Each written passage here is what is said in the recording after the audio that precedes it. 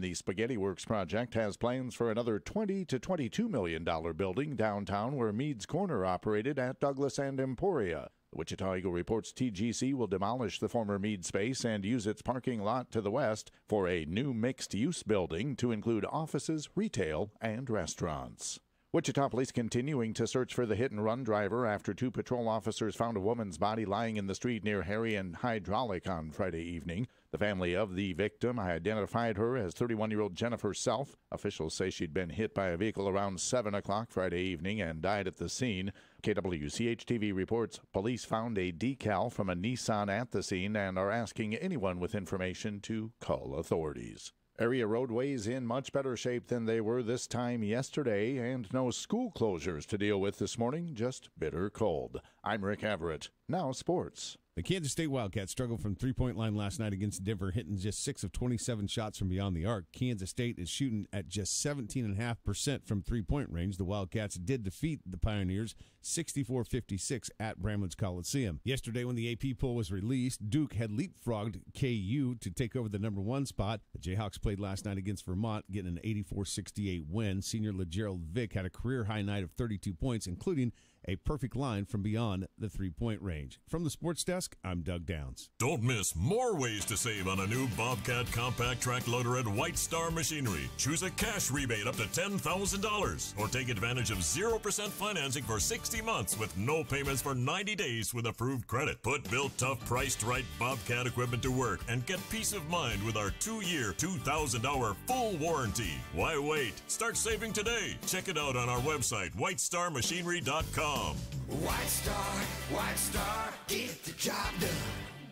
Hi, this is Steve Anthemides with Athena Jewelry. My dad opened the doors of our family jewelry business almost 50 years ago, and today we are the longest standing independent jewelry store in Wichita. People tell us we treat them like family, and in addition to a massive inventory, we take a lot of pride in creating unique, one-of-a-kind pieces, as well as same-day sizing and repair in most cases. So take this as my personal invitation to come see us, Athena Jewelry, 219 East Douglas in Wichita. Are you ready to maximize your uptime in the field and save 15% while doing it? This is Leroy the Tractor Man from Schmidt & Sons, offering big savings and special discounts until December 31st on all AGCO PM360 maintenance plans. Bring your equipment into Schmidt & Sons for an AGCO PM360 inspection, inspected by our factory-trained certified technicians, and you will receive peace of mind knowing your equipment will operate at peak performance, minimizing costly repairs, increasing uptime, and improving your trade-in value. Plus, repairs done in our service department entitle you to 1-year warranty on parts and 6 months warranty on labor. Right now, the deal is even sweeter because with your inspection, not only can you receive up to 15% off on AGCO parts, with approved credit, you can receive 0% interest and no payments for 180 days on repairs of $1,000 or more. Give us a call at either the Mount Hope or Winfield location to sign up for the AGCO PM360 maintenance inspection and get the peace of mind you need and deserve all season long. Or find us on the web at schminink.com. Plan ahead for a comfortable and safe winter by contacting Propane Central today. They'll conduct a free comprehensive check of your gas system and fill your tank and set you up with the payment and delivery options that meet your needs. Experience worry-free propane only from Propane Central. Give them a call at 316-744-6722. Again, that's 316-744-6722, or visit their website at propanecentral.com. Propane Central, the best value in propane. Now back to the KQAM News Desk. In Paradise, California this morning, search crews are bringing in 2 mobile morgue units and requesting an additional 150 search and rescue personnel as they continue to look for victims of Northern California's Camp Fire. It has claimed 42 lives so far. Another win coming in for Democrats from last week's election. Representative Kyrsten Sinema winning Arizona Senate race, beating Republican Representative Martha McSally to take the seat of retiring GOP Senator Jeff Flake. Business reporter Tom Busby tells us Wall Street's woes continue. Stocks coming off a massive sell-off on Monday. That was on worries about global trade and slowing global growth, and also a possible slowdown in demand for the Apple iPhone. That sent Apple shares sharply lower, weighing on the tech sector, and the Dow tumbled 602 points. The Nasdaq down 206. Pre-market trading this morning shows gains across the boards, led by the Nasdaq up 53 points. Monday Night Football, the New York Giants beat the San Francisco 49ers 27-23. I'm Michael Toscano. Your local weather on KQAM. Brought to you by Maximum Outdoor Equipment. All equipment outdoors, from lawnmowers to snowblowers. Just south of Kellogg on West Street and online at MaximumOutdoor.com. Here's your latest forecast on the Big Talker KQAM. For this morning, sunny and clear, high 32, low tonight around 15. Tomorrow, sunny and clear, warmer, 42 and 24 the extremes. Sunny and 51 on Thursday, up to 54 on Friday, back to 42 Saturday. I'm Amp Harrell, and that's your latest forecast on Wichita's big station, the Big Talker, AM 1480 and 102.5 FM KQAM. Broadcasting from the Rusty Eck Ford Studios, this is the Big Talker, 1480 AM and 102.5 FM KQAM.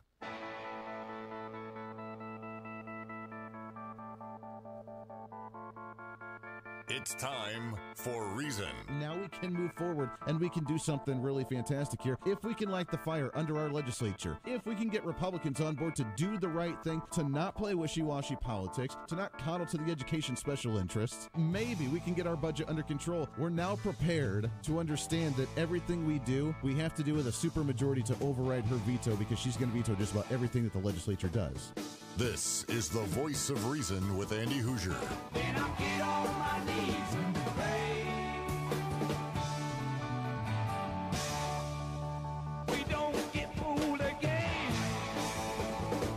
Don't get fooled again. Oh, that's what I'm talking about. Welcome into the Voice of Reason. It is a Tuesday morning. We are a week out from the election, recovering from the election. And I think we should have a little fun today. What do you say? Welcome into the Voice of Reason, broadcasting live out of the heart of the nation here in Wichita, Kansas, on the Big Talker, 1480 on the AM side, 102.5 on the FM side, KQAM. We are simulcasting as well on TV, KGP TV, channel 2610. Good morning. Welcome aboard. And hopefully you're warm. Hopefully you're safe as you're driving to work or getting ready for this morning. It is 12 degrees outside. And ladies and gentlemen, there is a reason why I left Colorado. There is a reason why I left Ohio. There is a reason why I left some of these ridiculous states, because it is too daggone cold there, and I apparently brought it out here. So it is 12 degrees currently right now at the KQAM studios. I am very cold, and I got to say, though, I got to give a shout-out to Mrs. Voice of Reason on this one. About a year ago, she's been working on, for years, she's been working on this blanket. And she's been making this blanket. It took her a long time. She'd work on a little bit here, work on a little bit there. You know, it's really hard when you have like a baby and stuff. But she ended up finishing it like last year or so ago. And she put it on the bed last night, and we used it again last winter too. But she put it on the bed last night, and I sleep so good because it is really heavy, so it, like, you know, tucks you in nice, and it is really, really warm, so you don't even have to worry about being cold in any way, shape, or form. I absolutely love it. So it was a great night's sleep, even though it was really cold outside. And I guess on the silver lining here is the fact that maybe it reminds you of the holidays a little bit. We are getting closer to the holidays. We are just a week and a couple days away from Thanksgiving, if you can believe that one. And then we are just about a month and a half away from Christmas. So I guess Christmas lights are going to be going up soon, and the holiday tis the season will be here before you know it. And we're going to have a little fun with that. 316-721-8255, 316-721-TALK. We got a lot to get to today as usual. The stories never seem to end. We never seem to have enough time. And there seems to be always something going on. We have a lot going on in the state of Kansas here. Nationally, there's a lot of stories going on. We have Bryan Frye, Wichita City Council member, joining us at 7:30 this morning. And at 8 o'clock, Mark Walters, host of Armed American Radio. I want to get his thoughts on, now that the elections are done, what does the Second Amendment look like here in Kansas, nationwide? I also want to get an update from the election in Georgia, and he's got ties to what's going on with the Senate and the governor's race going on in Florida. So we'll get an update on those as well in the 8 o'clock hour with Mark Walters, host of Armed American Radio. But I want to start off with this one. And I think I haven't really run into this per se, but I get this same kind of mentality once in a while. And don't get me wrong, I love my parents to death. I love my in-laws to death. I love all my parents to death. But according to the Wall Street Journal, this really brings home the idea that when you talk about the helicopter parenting and the millennial generation that really has a hard time going off and doing their own thing, I almost think, and correct me if I'm wrong here, it's very, very difficult for my generation to stand out and actually act like adults. not only act like adults, but maybe they do, but to be seen as adults. And I told you before that being in talk radio, it's very difficult because I have to prove myself that I'm actually semi-smart, that I know what I'm talking about, because I've gotten calls before be like, oh, you're just a young, dumb, ignorant kid. You just don't know what you're talking about. You need a little more life experience before you can talk about these things. And I've had to really try and prove myself on the radio, which is very, very difficult.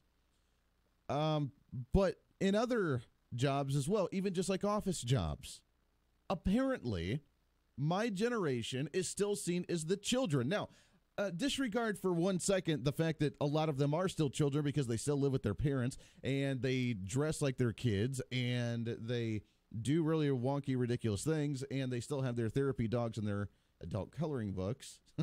But a lot of them actually are adults, and they work very hard, and they have very good jobs, and they make a lot of money, and they're very successful in careers, and they are pursuing a lot of careers.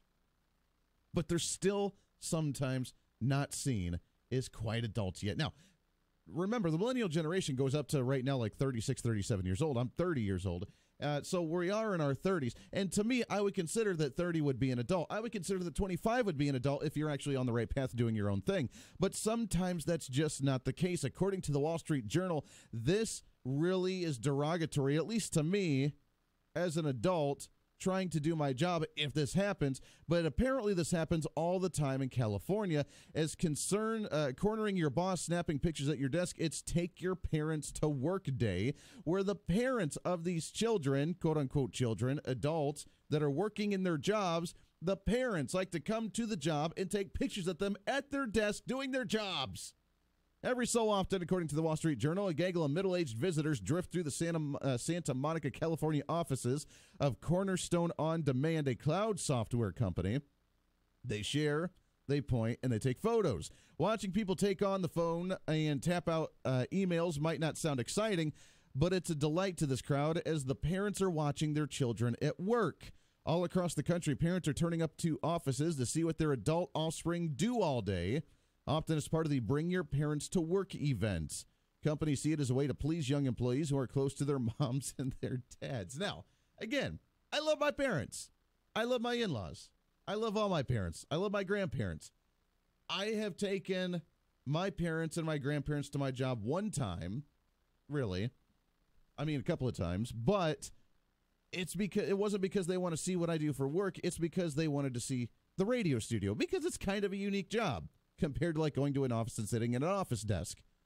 And they've taken a photo of that, but they don't come during business hours when I'm working to sit there and take photos of me doing my job. That would be a little weird. And I open it up to you as maybe an individual who's a little bit older, not part of the millennial generation, is do you see millennials as actual adults?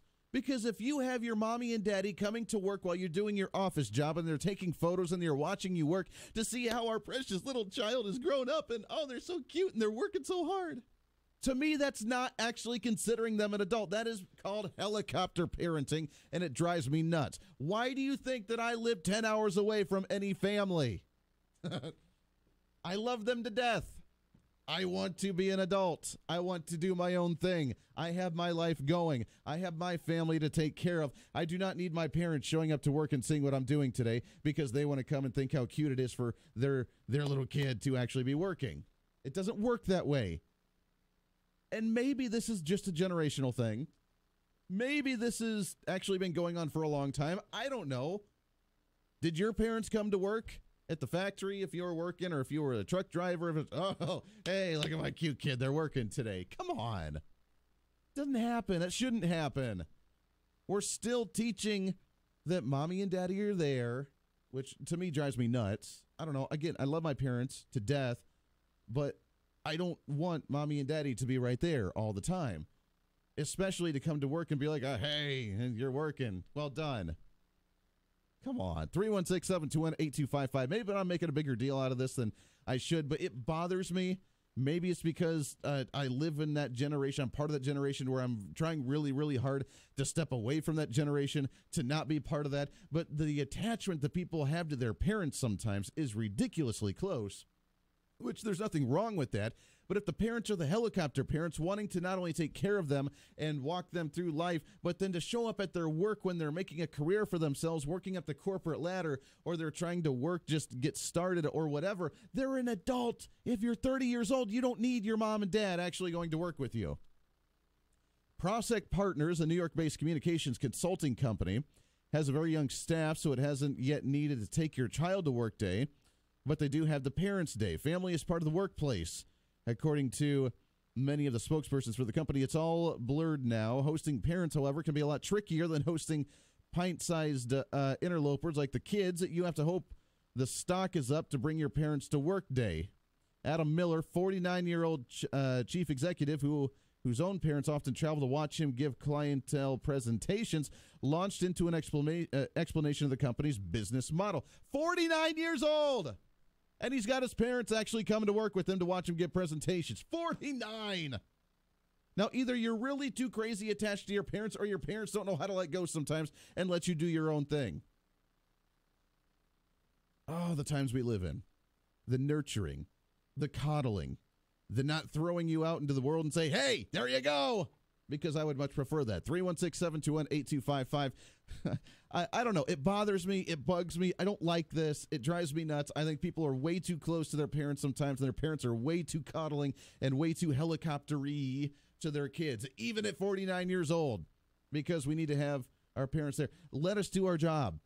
We're adults. Let us do our thing. Let us work. Let us take care of our family. And then when we're ready, we'll come and visit you. That's the kind of thing. Here's the thing. My daughter, my 4-year-old, when she grows up and she has a family and she's married and she's got kids and everything, I'm going to want to see the grandkids, and I'm going to be excited for that. But at the same time, I'm going to let her do her thing. And when they're ready to come visit us, then I'll be ready for them to come visit us. Other than that, I'm kind of looking forward to my time. Be like, hey, I raised you. I'd hopefully put you on a good foundation, hopefully put you on a good path of life. You can do your own thing. I'm really happy for you. Now go flourish. Go do your own thing, butterfly. Go fly. I'm going to stay here and actually enjoy a little bit. I'm going to enjoy my life now because we worked really hard to make a career, to hopefully be successful, and then to feel really proud as a parent that you're off on the right track and that you're independent and that you're successful and that you don't feel like you need to be coddled your entire life, because that would drive me nuts. That's just my humble opinion, and it's sad that it's even gotten to the Wall Street Journal to where now we have take your parents to work day. I would really love to see the individuals that are, 60 years old, 65 years old, maybe 70 years old if you're still working, for you to bring your parents to work day if they're still here. 60 years old, 55, 60 years old. Bring your parents to work day. I want to see you bring your parents to work day. I want to see you do that. Not the 30-year-old, not the 40-year-old, to where you had the parents, it's like, hey, my kid's still working, all right. If that's an accomplishment, then we have a long way to go here in society, don't we? 316-721-8255. Coming up on the show today, we want to recap. There's some numbers that came out according to ABC News on the national elections, the number of turnout for the voters nationwide, how much money was spent in the elections for 2018, and some fun numbers that I think that you'll get a kick out of, and how that relates to us here in Kansas. Also, of course, now she's not even in Washington, D.C. yet, but Alexandria Ocasio-Cortez, she is making the news left and right every day for the stupid remarks that she's making, and the sad part is people actually continue to defend her. So we'll talk about some of that. And is Johnson County getting bluer by the year as Sharice Davids ends up winning the 3rd Congressional District over Kevin Yoder? What does that mean for Johnson County and that area of the state of Kansas? And are they turning blue, or has it been blue for a really long time and now we're just finally beginning to show our colors? All that and more, plus, as we mentioned, Bryan Frye, Wichita City Council member, and Mark Walters, host of Armed American Radio, coming on the show today. It is a Tuesday. It is a bitter cold Tuesday. Stay warm. We're going to try and warm you up and get you started the right way right here on The Voice of Reason. Stay tuned.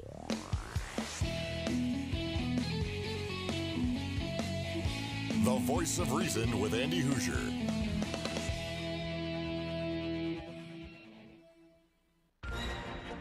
Ag News from Mid-America Ag Network. I'm Craig Mead. Good morning. Well, the EPA timeline to finalize a rule for ethanol-blended gasoline before next summer is going to be a tight one. We get that story from Stephanie Ho. Ag Secretary Sonny Perdue already has welcomed President Trump's announcement last month that his administration is seeking to expand the sale of corn ethanol. This is great news, obviously, for America, for American energy independence, for consumer choice, and certainly good for agriculture and our corn farmers out there. The president's announcement a couple weeks ago that he's directing EPA to get started here was a very important signal. But, the next step is seeing the actual proposal, digesting how EPA is proposing to make this fix. That was Jeff Cooper from Ethanol Trade Industry Group, the Renewable Fuels Association. EPA has indicated that February is when we should expect to see a proposal. Obviously, a final rule would need to be done no later than the end of May in order to have an impact on next summer's driving season. So that is a very short window and a very tight time frame and doesn't give EPA a whole lot of wiggle room to get this done. This is Stephanie Ho in Washington, D.C. In other news, back in September, 6 animal activists were arrested for stealing chickens from a poultry farm in Sonoma County, California. Industry website Meeting Place says they now face felony burglary, theft, and trespassing charges. The 6 people are members of the DXE Bay Area chapter with the group's self-proclaimed goal of total animal liberation. The group conducted a protest at McCoy's Poultry Services in Sonoma County on September 29th. The 6 members say they believed they were following the law when they were trying to help chickens that were in distress. Sonoma County officials took possession of 15 chickens after the arrest, 6 of which were dead. The Sonoma County Sheriff says law enforcement tries to balance between First Amendment rights and the rights of property owners. Ag News, Mid-America Ag Network. It was the most unusual promotion idea I ever heard of. Oh, my God, there's turkey! Turkey! Les, are you there? Oh, my God, there's turkey! It's the KQAM KGSO Turkey Drop. I really don't know how to describe it. Be listening mornings during the voice of reason. It's pretty strange after that. And when you hear this sound, Oh, my God, there's turkey! call in to win your Thanksgiving bird. Brought to you by Athena Jewelry, Scott Child's Old Time Clock Shop, Augusta Flight Center, Best Friends Pet Clinic, AutoSmart, and Where'd you get those birds? KQAM. Fall has a certain feel to it, like no other. And if you're the type of person that likes to get things done outside, there's nothing like the feel of steel in your grip to get the job done. Pride Ag Ace Hardware of Mays has perhaps the best selection of steel power equipment in western Wichita, maybe south central Kansas. Check out the steel products that have earned the most praise from owners like you at Pride Ag Ace Hardware of Mays, 5204 North Mays Road, where we take pride in serving you. MJ's Truck Repair at Exit 46 off I-135 in Mound Ridge, America is the largest full-service truck center between Wichita and Salina in central Kansas.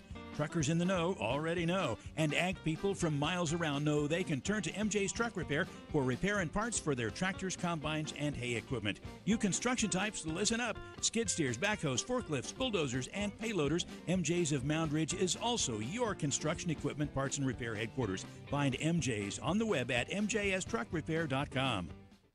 At Starseed, we realize every farmer and rancher has a passion for conservation, which is why we offer conservation seeds. This season, let Starseed assist with your CRP, buffers, waterways, roadside projects, and any wildlife project you have in mind. Starseed works closely with landowners, dealers, and government agencies to ensure the best quality seed for all of your conservation needs. Call Starseed today at 800-782-7311 or visit our website at gostarseed.com. If you're active military, a veteran, or part of our law enforcement community, bring in your active or inactive military ID or an active law enforcement ID to any Riverside Cafe location. Buy 2 meals and a drink and get the second meal of equal or lesser value for free. Again, for any military vets or law enforcement, buy 1 meal and 2 drinks and get the second meal at no charge. A special offer from a special place, Riverside Cafe. Riverside Cafe in Wichita at 9125 West Central or 13th and Bidding, or in Derby at 824 North Baltimore. Pure Talalay Bliss Latex mattresses from Derby Mattress. You consumers have validated what the experts have already known. Pure Talalay Bliss Latex mattresses outlast the memory foams, and Derby Mattress customers have reported back the best night's sleep ever. Cooler, better, more comfortable sleep, and right now at Derby Mattress, with the purchase of your Pure Talalay Bliss Latex mattress, a free basic adjustable base. Simmons Beauty Rest and Serta Eye Comfort on sale now too. Derby Mattress, 105 South Baltimore in Derby.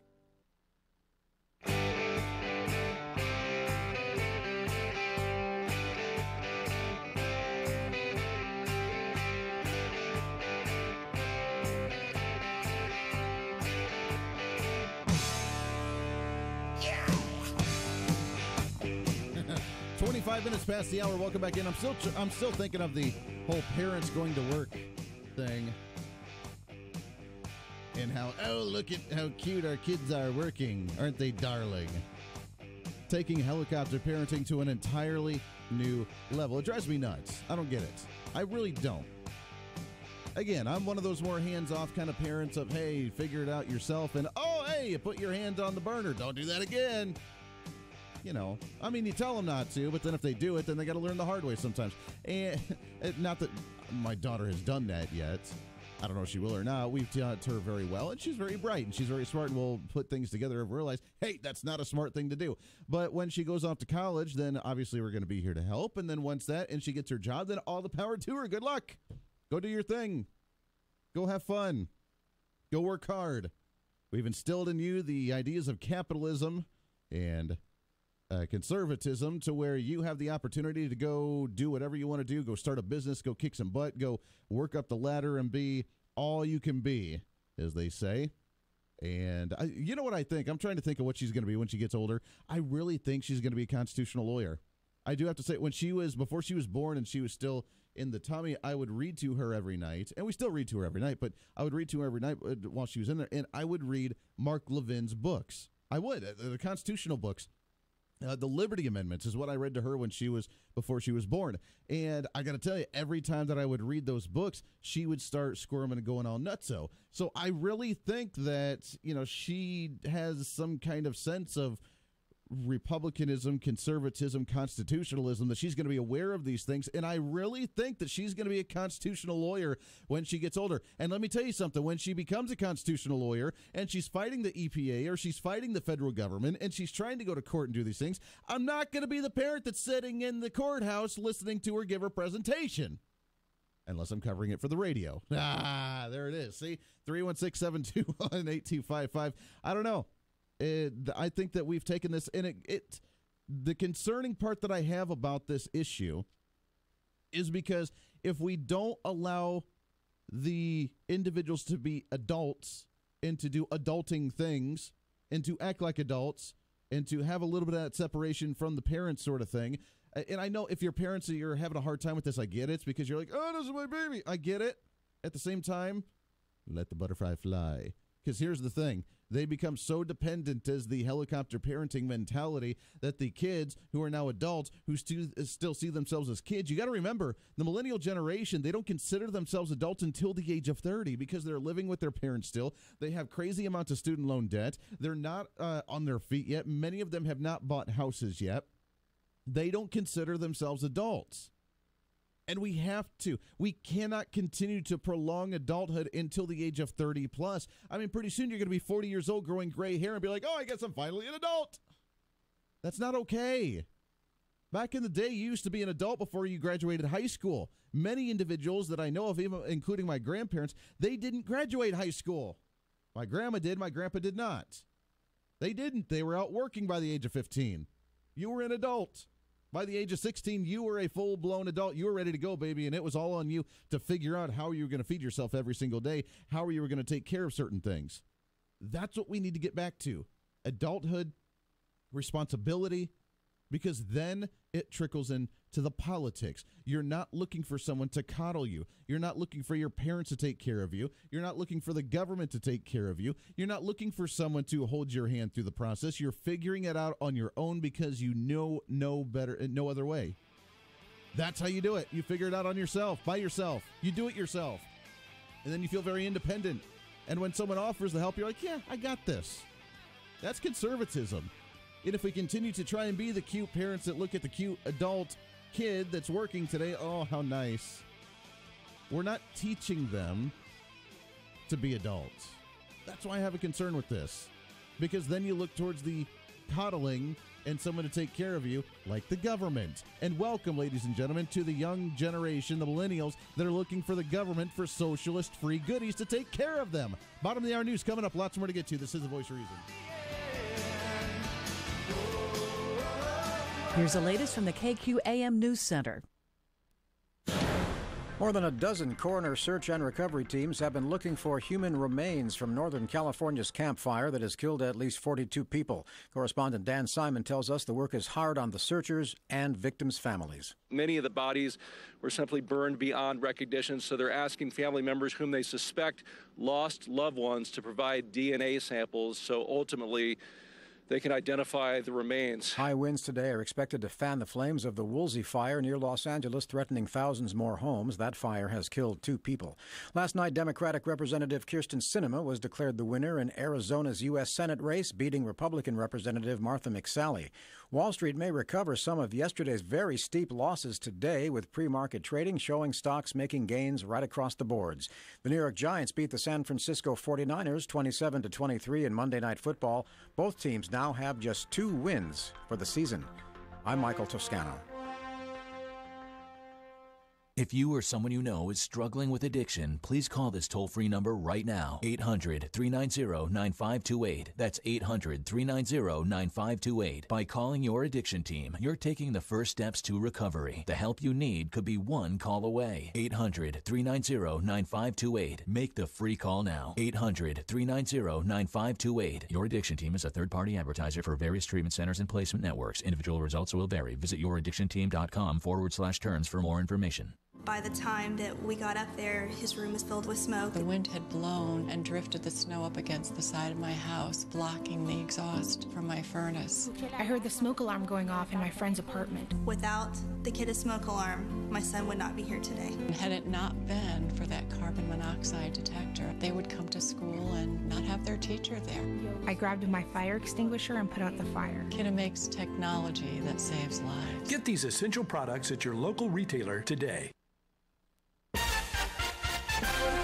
Kansas Mid-America Network News. Good Tuesday. The state of Kansas recorded more domestic violence-related homicides in 2017 than it had in more than 2 decades. A Kansas Bureau of Investigation report shows the 38 domestic violence deaths in 2017 was twice as many as 2016. KBI spokeswoman Melissa Underwood says 2017 was the second highest number of domestic violence-related deaths since records began in 1993. Kansas Republican Senator Pat Roberts working to get a farm bill passed to prove he's still a viable candidate for 2020. The bill is crucial for the 82-year-old chairman of the Senate Ag Committee. He survived a 2014 primary challenge against a political newcomer with less than 50% of the vote. Wichita Eagle reports that it's unlikely Roberts would be able to avoid another primary challenge or strong Democratic challenger if he runs again. Mid-America Network News. Is your truck decked out? At Continental Truck Accessories, we now carry the new pickup bed storage systems from Decked. Keep your hunting gear, work tools, or whatever dry, secure, and organized, and easily accessible, while still allowing your full bed use. With our professional no-drill installation, we make it easy and convenient. This is a secure, dry solution for hunters, outdoorsmen, or anyone that just wants to store their gear in an organized, secure, and dry manner. So head down to our showroom at 6701 South Broadway and check out the Decked storage system. There it is, Black Friday, and I know everybody has a sale, but at Rusty Eck Ford, our sales are always bigger. Now through November 30th, get up to 30% off a new Ford Focus, Ford Escape 25% off, or choose 0% for $72 and $1,000 back. F-150 XLTs up to 25% off, or our exclusive 0 for $72. So come gobble up the savings at Rusty Eck Ford. If you don't come and see us today, we can't save you any money. Here's your latest forecast on the Big Talker KQAM. For this morning, sunny and clear, high 32, low tonight around 15. Tomorrow, sunny and clear, warmer, 42 and 24 the extremes. Sunny and 51 on Thursday, up to 54 on Friday, back to 42 Saturday. I'm Amp Harrell, and that's your latest forecast on Wichita's big station, the Big Talker, AM 1480 and 102.5 FM KQAM.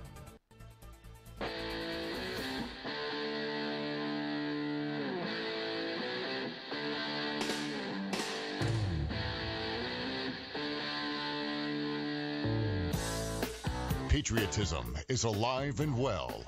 The Voice of Reason with Andy Hoosier.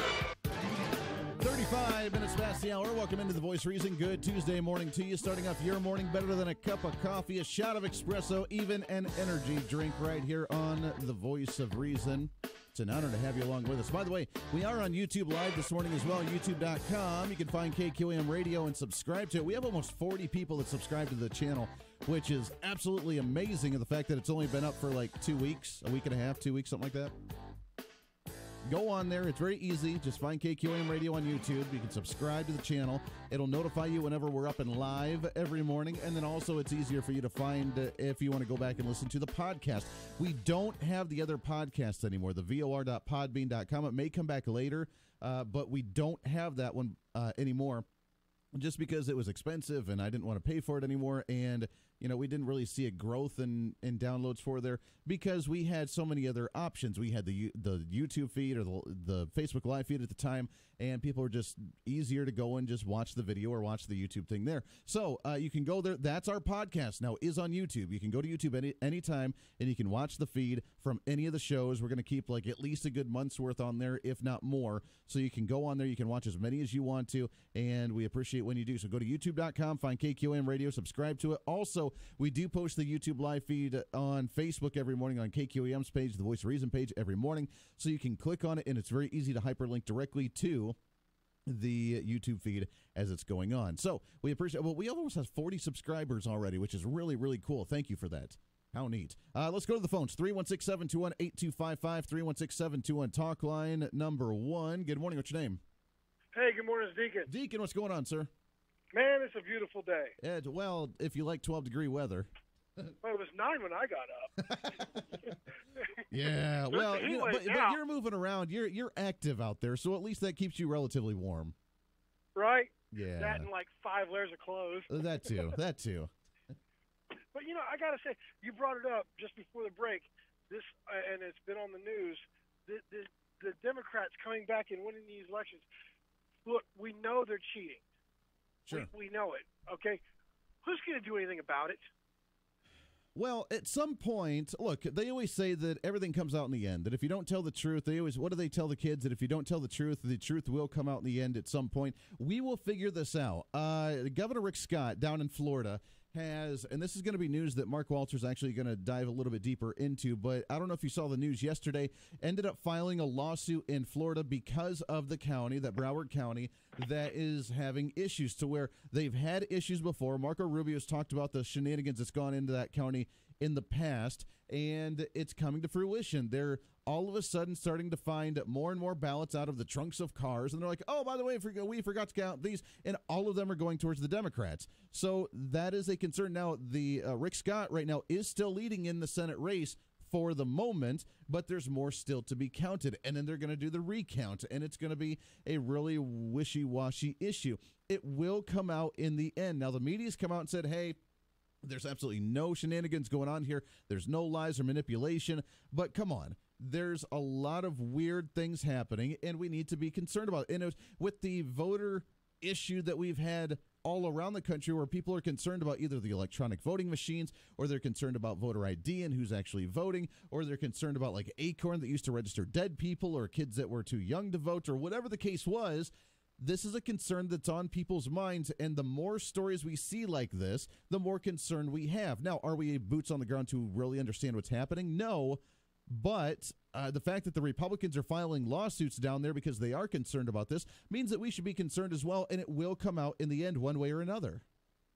I mean, and, you know, the only thing I keep thinking about is a story from, like, I think it was 1930s or 1920s Georgia, where the veterans took up arms and went down to the courthouse and took the ballots because they knew that their sheriff was cheating. Are we going to have to do that? I mean, are we going to have to vote at gunpoint? This is ridiculous. Well, it is. I would say no, because I don't think realistically that would happen anymore. People are too complacent and they trust the system too much. But I think something will happen. I think whether it's an overhaul of the commission at that down there in that county, whether it is a better oversight and transparency of the actual voting or the counting of, I don't know what's going to happen, but I think something will eventually break to a breaking point to where things will change drastically and we'll feel more comfortable with the system one way or another. I think it will start going to jail. Right. Yeah, exactly. If people start getting thrown in jail, then that might start cleaning up the process. if that's what's really going on. Again, I think it will come out one way or the other in the end, and we will find a way to make it more secure or at least make us feel more secure. But right now, that's not the case. And if they do end up winning the Senate seat, then I think there's going to be a lot of very upset people where something may happen down there. And, they've got 200,000 illegals registered to vote in Broward County. Come on, man. Well, it's not just dead people. They're registering illegals. They're registering non-citizens to take part in a process that belongs solely to Americans. Well, that's happening all over the country. I mean, you remember, what was it, Maryland that ended up passing the law saying that illegal aliens could vote? California has passed it to where illegal aliens and felons can now vote as well. Because, I mean, if you break the law and you're not part of society or you're not working with society and being a good member of society, then apparently you can still have your voice heard on someone that you want to represent you. I mean, how does that make any sense? Well, my thing is, if you're in prison, you don't get to vote. If you're released from prison, you've done your time. As long as you're not a violent felon or a sex offender, then you've done your time. You're out. You're back in society. Let's get on with our life. And chance number 2. Where you get out and you have your rights back, you're a citizen again. But this felon for life, that causes a lot of problems. That's a whole other subject. But these counties and cities and states that are allowing illegals to be registered on the voter rolls, they need to have their votes, especially in national elections, disqualified. California, we know that they have no respect for our system. They should not be able to put a voice in our system. Can we just cut them off, build a wall around them, and just have to be happy? I'm sure that would actually, fix a lot of issues in the country. A lot of people would be really happy with that. One of them is right here. That's right. There we are. Deacon, I love it. Let me ask you something. Your kids, would you go to take your parents to work day? Would you go watch your precious little darlings go work every day? That is ridiculous. That's asinine. That right there is the participation trophy mentality right there. Yeah. We're raising a bunch of people who don't know how to be adults. That's what I'm talking about. Deacon, love it. Stay safe and stay warm out there, my friend. Appreciate the phone call. 316-721-8255. Here's some interesting stats for you that I thought would be interesting. ABC News, election by the numbers in this midterm election. Now, remember, we have, 325? Is that right? 325? Yeah, 325.7, 325 million people in the country. Guess how many people voted in this midterm election? 113 million. Almost a third. That's it. A third of the individuals voted. 33 flip seats so far. 110 female winners, because apparently that means something. And $5.2 billion, with a B, spent in this election. Now, the question is, did that $5.2 billion have an effect on the way that it was done? Democrats spent a heck of a lot more money than Republicans nationally. If you remember, in Paul Davis's race and in Sharice David's race in District Number 2 and 3 for our congressional seats, there was a lot of money being sunk into the Democrats. They won one and they lost one. Does that really matter? That'll fall into kind of that Johnson County thing that I want to talk about a little bit later. But only 113 million people voted, according to ABC News, estimated to have come out to exercise their right to vote, according to the initial turnout estimate from the Edison research. 49% of the total population eligible to vote. That's actually eligible. That's not too young. That's not a felon. That's that sort of thing. 49%. 33 flip seats, 38% Democrat and 32% Republicans, with 30% independents. Here's the interesting piece. Democrats account for 38% of the voter turnout nationwide, while Republicans make up 32%, meaning more Democrats than Republicans showed up. But the kicker is 30% responded as independents, compared in previous years where only 27%. Independents were fired up. We still were able to hold the majority of Republican seats in the Senate and in legislatures at the statewide level. We flipped 7 governorships, but independents came out and I think voted predominantly Republican. 33 flipped seats and 110 female winners. $5.2 billion spent. According to the analysis from the Federal Election Commission data by the Center for Responsive Politics, the total amount of money spent on federal races, $5.2 billion, a 35% increase from the 2014 midterm elections. Meaning what? Meaning things were very heated, things were very divisive, and we spent a lot of money desperate to try and win over different seats, but it didn't work. It didn't work with Paul Davis. It didn't work with Beto O'Rourke down in Florida or down in Texas against Ted Cruz. It didn't work with Gilliam, the Democrat, down for the governorship in Florida. It didn't work for the governorship in Ohio. Republicans still won, even with the large amount of money spent. Meaning, do the ads actually help win an election, or is it just the name that gets out there? And maybe, just maybe, some people based it based on their qualifications and based on their record and based on their ideas than it was based on the name recognition and how flashy their ads were going into the election. Your thoughts, 316-721-8255, line number 2. Good morning. What's your name? Hello. Going once, going twice. Give me a call back. We want to hear from you. 316-721-8255. The reason I bring up these numbers is because let's look at the comparison from nationwide to the state of Kansas. The Democrat in the governor's race, Laura Kelly, outspent Chris Kobach by almost $1 million. How does that happen? Well, number one, they say that Chris Kobach wasn't the biggest when it came to campaigning for donations and actually asking for fundraising and actually trying to get money into the campaign.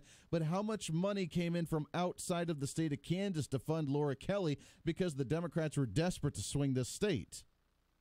The ACLU trying to stop Chris Kobach from winning the governorship. From the Democrats nationwide, not liking Chris Kobach because he was a big Trumpster, because he was a very big advocate for Donald Trump and the agenda, working with the immigration thing, working with the voter ID thing. They despised Chris Kobach, as they did with Sam Brownback and as they did with Donald Trump. Money coming in nationwide from Laura Kelly. Did that do anything? Did it have an effect? Well, I think it did, because she outspent it by $1 million. But when it came to the 2nd congressional district, Steve Watkins funded the majority of that race on his own and from his parents, who have money. A lot of it came from donations, but a lot of it also came from his own pocketbook. Whereas Paul Davis, again, massive amounts of money. I believe outspent Steve Watkins in that race, meaning that they sunk in a lot of money desperate to swing that. Sharice Davids, she had $1 million, $2 million more than Kevin Yoder. Kevin Yoder was the incumbent. He had the name recognition, but Sharice Davids was able to come in, massive amounts of money, and be able to swing it. How many times do we have to give an example like this to where we finally say, oh, look, the Democrats bought the election? The progressives bought the election. They sunk in so much money that it didn't matter what you said, that you were bombarded with the opposition, and you ended up having to vote the other way. Now, most people hopefully would be smart enough to not look at all the ads and actually just look at the platform and say, this is a really dumb idea, or this is a really good idea, but that doesn't always happen. And with how much money was spent on this one, $5.2 billion nationwide, how do we compensate for that much money? Do you think that whoever got elected is Democrats primarily with how much money? I mean, look, the Democrats themselves raised nationwide for the DNC over $1 billion this year. Now, that's just from the DNC that was donated to nationwide campaigns all across the board for Democrats. That's not talking about local donors. And, of course, the Republicans spent a lot of money as well. Don't get me wrong.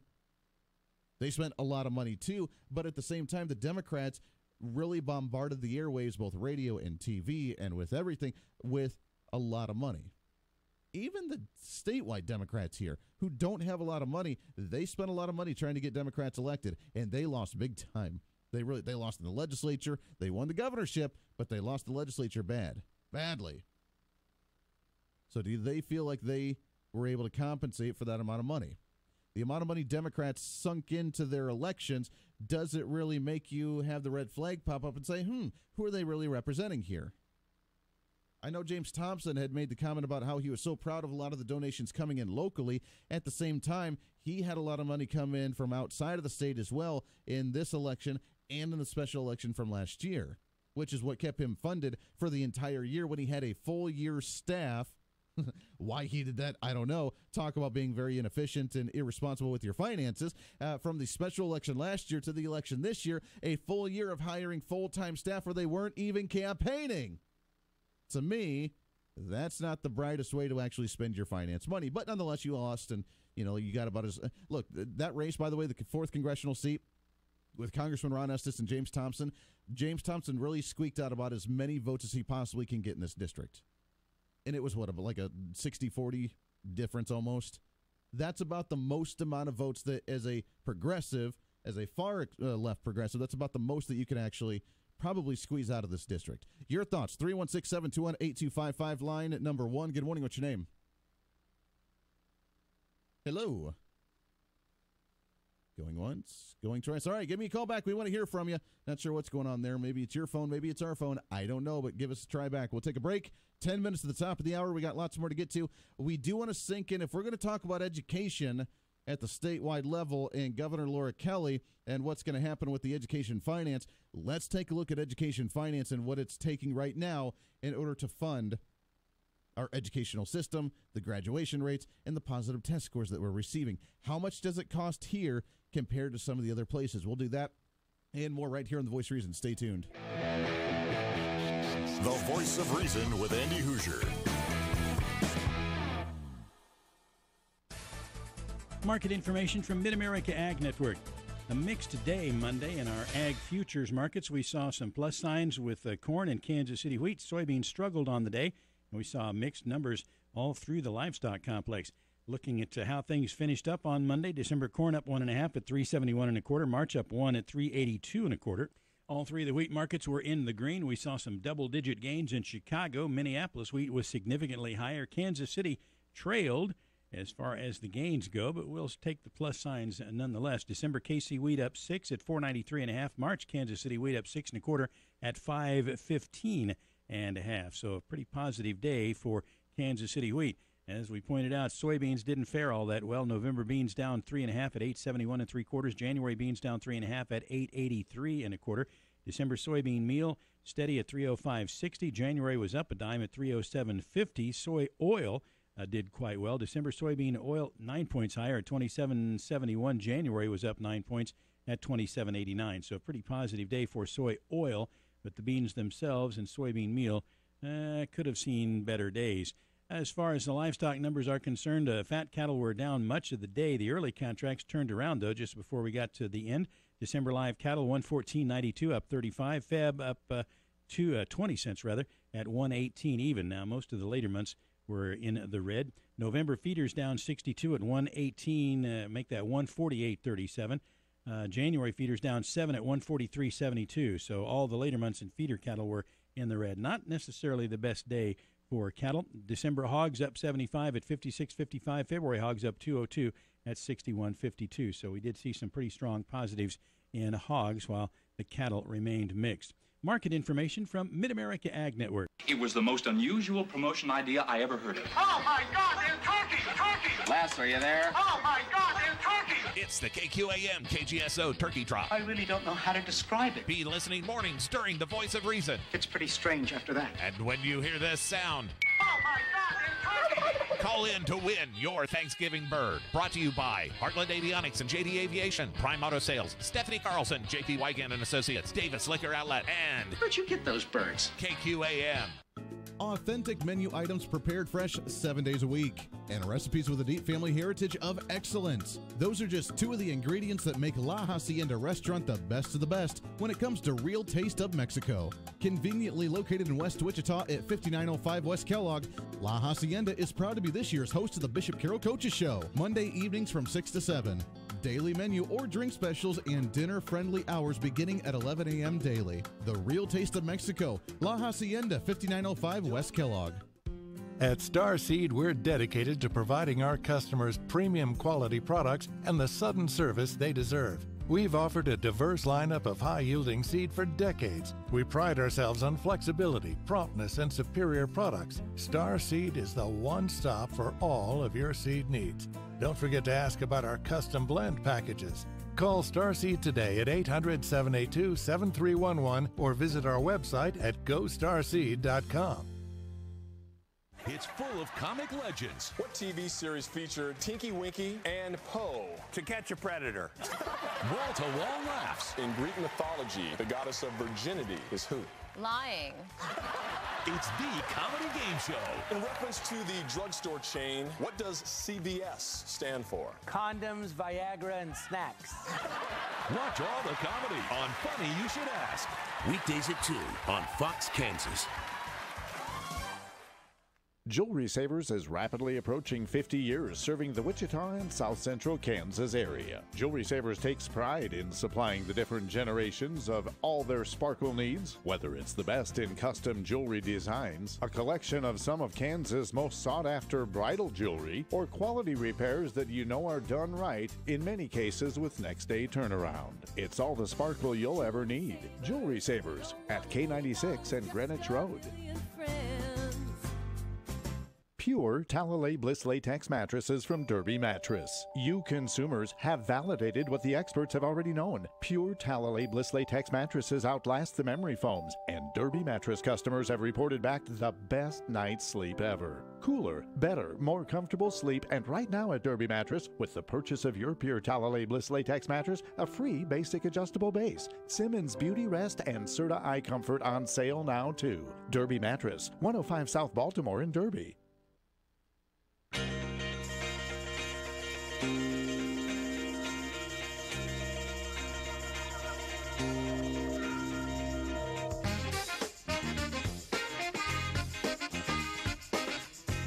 Hey, welcome back into the Voice of Reason. 4 minutes to the top of the hour. The sun beginning to peak up here in the Wichita area, which means it's morning time. Good morning to you. Great to have you along for the ride as we continue to advance conservatism on a daily basis, having more fun than what we should be each and every single day.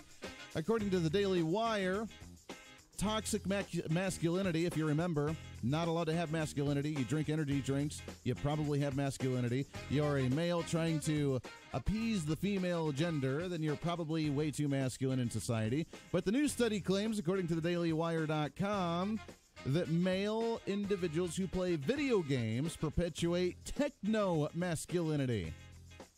And now, you're look, I don't get to play video games very much, but I like to a little bit here and there. Just kind of a fun thing. But apparently now you're promoting your techno-masculinity as well. Don't worry. Just take your parents to work with you, and then you'll lose your masculinity, regardless of whatever kind of masculinity that may actually be. Let's go to the phones. 316-721-8255, line number 1. Good morning. What's your name? Hey, Andy, this is Helen. Good morning, Helen. How are you? Well, I'm doing just great, and I'm glad that you're preaching independence for our youth. Well, I don't know. I think maybe we should all just take our parents to work with us every day, so that way when our boss gets mad at us, then we can have our parents coddle us and make us feel better. Well, and we don't want you to get the big head, but my husband and I, we listen to you. Well, when he does when he can, because he lives half of the week in Oklahoma City because he works in Oklahoma City. Okay. And he says compared to those talk show guys there in Oklahoma City, you're a whole lot smarter and a whole lot better. Well, thank you. I appreciate that. I'm glad he enjoys. Well, and he said that, and I agree with him. We think that we also listen to Mark Levin, Rush Limbaugh, and Sean Hannity, and we think that you're up there with those guys. Well, hey, that's a heck of a compliment there. I appreciate that very much. One of these days, we're going to get up there. I'd love to be able to talk to those guys at some time. We have Joe Peggs on the show, Mike Gallagher on the show once in a while, but to get some of those guys on, that would be fun, and I appreciate that a lot. We're growing by leaps and bounds. But don't leave Kansas. We need you. Hey, I don't plan on doing so anytime soon, Helen. I appreciate that very much. We got to take a break here, but hey, there you go. We love that. We love it. Appreciate it very much. We keep on rolling. When we come back, we'll shift gears back to the local level here. We'll talk about some of the statewide education, the tax rates, the graduation rates. What's it all mean for us as we move forward with a Governor-elect Laura Kelly? Oh, mon Dieu. What's going to happen? Can we stop her? That's going to be the next step right here on The Voice of Reason. Hour number 2 coming up.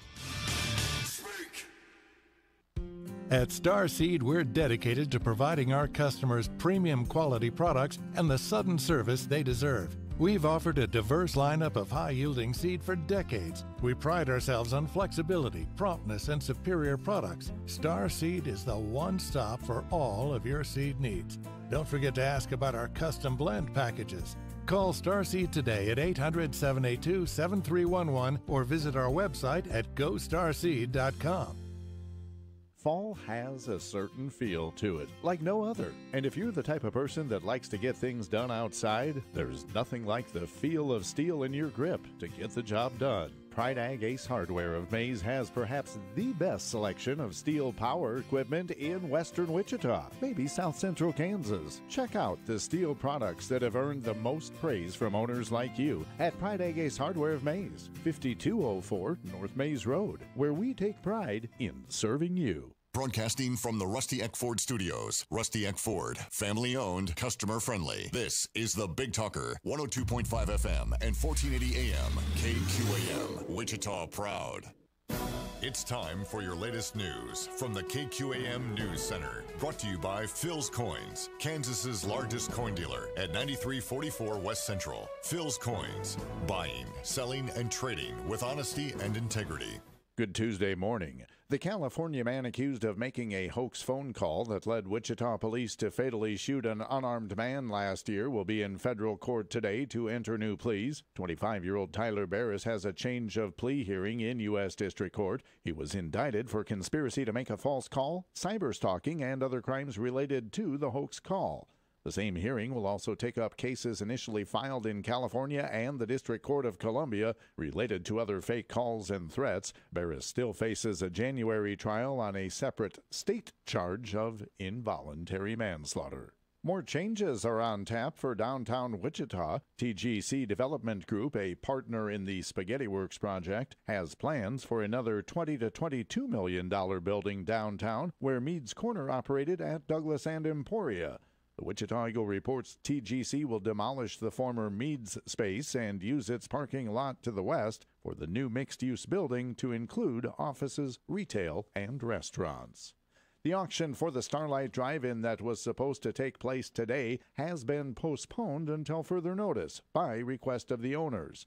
Wichita residents and city officials rallied to keep the iconic drive-in open. The Starlight Drive-In had been in operation for 50 years. Late last week, Mayor Jeff Longwell and City Council member Jeff Clendenin released a statement with a plea to the owner to postpone that auction.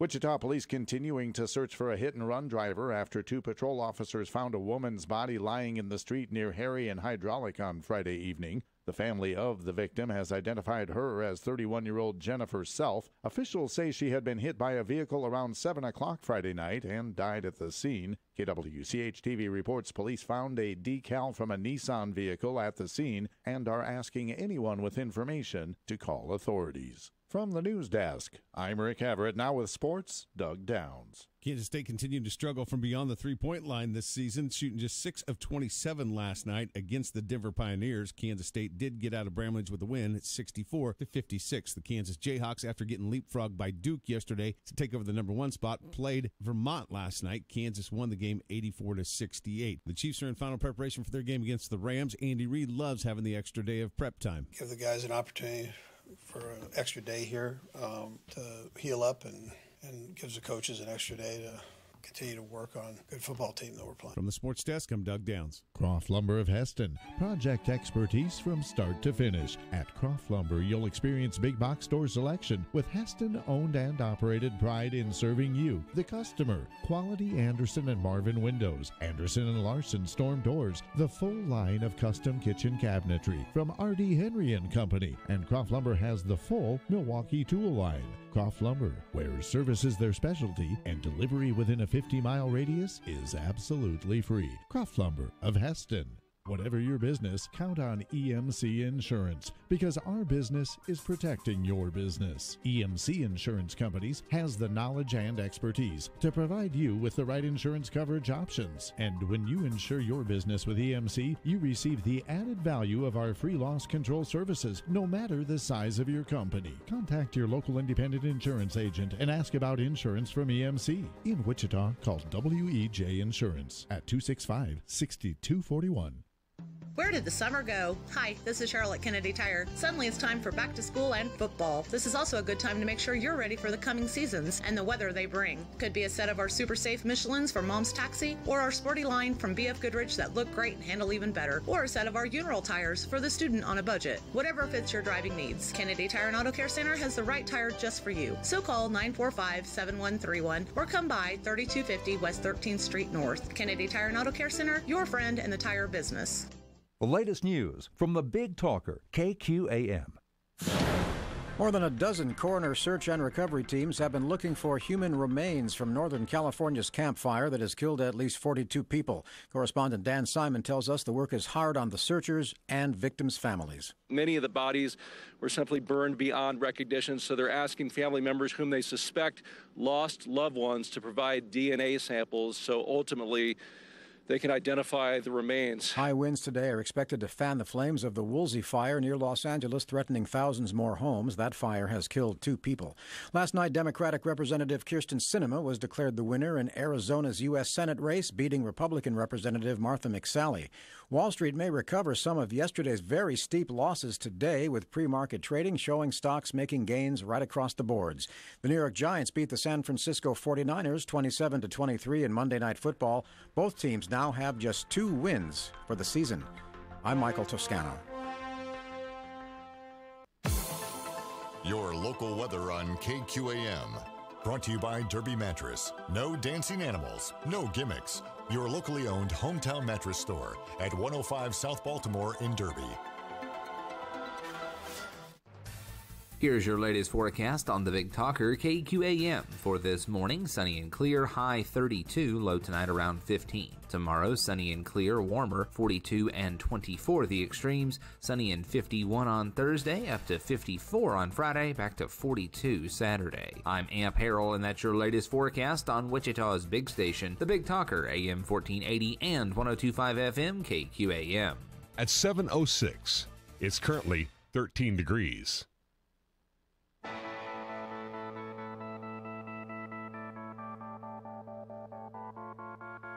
It's time for Reason.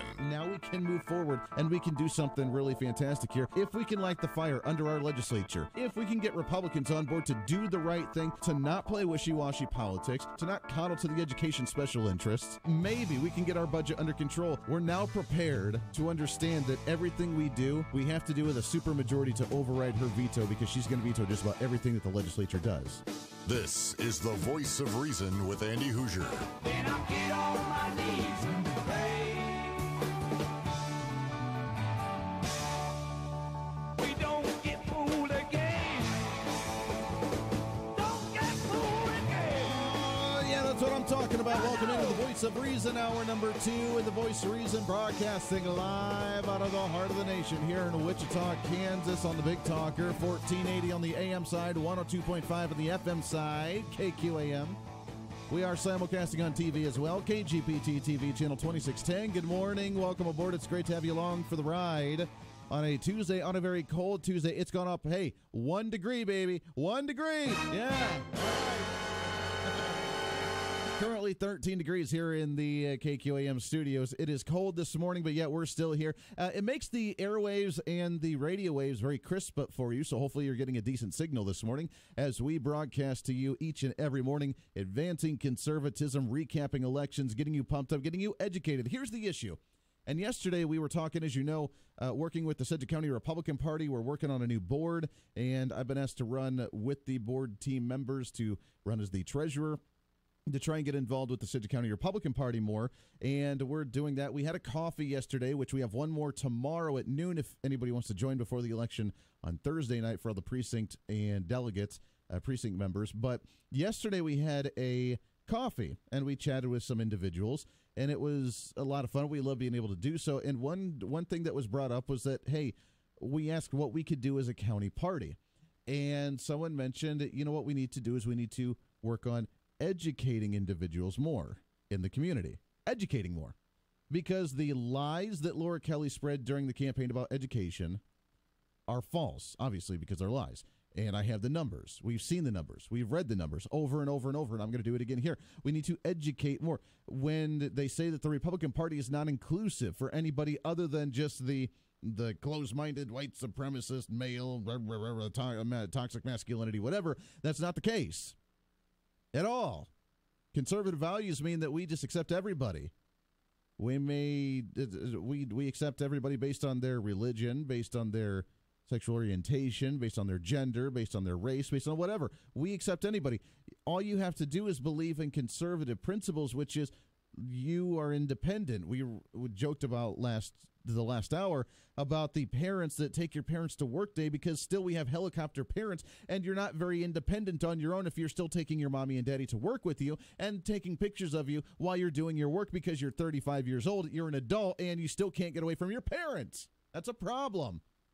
That is not conservatism in any way, shape, or form. As I joked about my parents, for me, I'm like, hey, you know what? That's why I live 10 hours away. I love my parents to death. I love my in-laws to death. They're fantastic. I absolutely love my parents, but let me do my thing. If I need you, if I have questions, or if I have issues, I'll let you know. If I want to chat, then I'll let you know. But I'm doing my thing, taking care of my family, worrying about things, whatever. I love talking to them. I talk to them on the phone, but, hey, we'll visit you soon. It's cool. And now we have a society, a generation that just loves to have their parents with them all the time. The helicopter parents that don't know how to let go. That's a problem, because then you don't think for yourself at many times. And that's how I think we got fooled into some of the ideas that were taught during the campaign.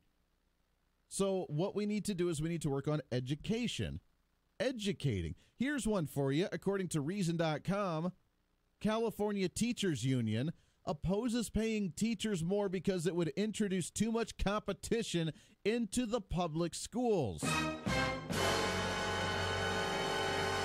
Let me read that again, because as we talk about trying to make teachers be compensated for what they need, here, California Teachers Union opposes paying teachers more because it would introduce too much competition into the public schools. Paying teachers more, having more teachers want to become teachers, or individuals wanting to become teachers because they're getting a good compensation and they get to do what they enjoy and what they love, and they fight really hard to get that job because sometimes it is cutthroat and it's very limited on how many teachers you actually have in a school district. And if they're paying very good at a decent wage, then you want to get that. And so you have to actually up your ante of how qualified you are and how good you are. And the California Teachers Union does not want that, because it would create competition in the public school system.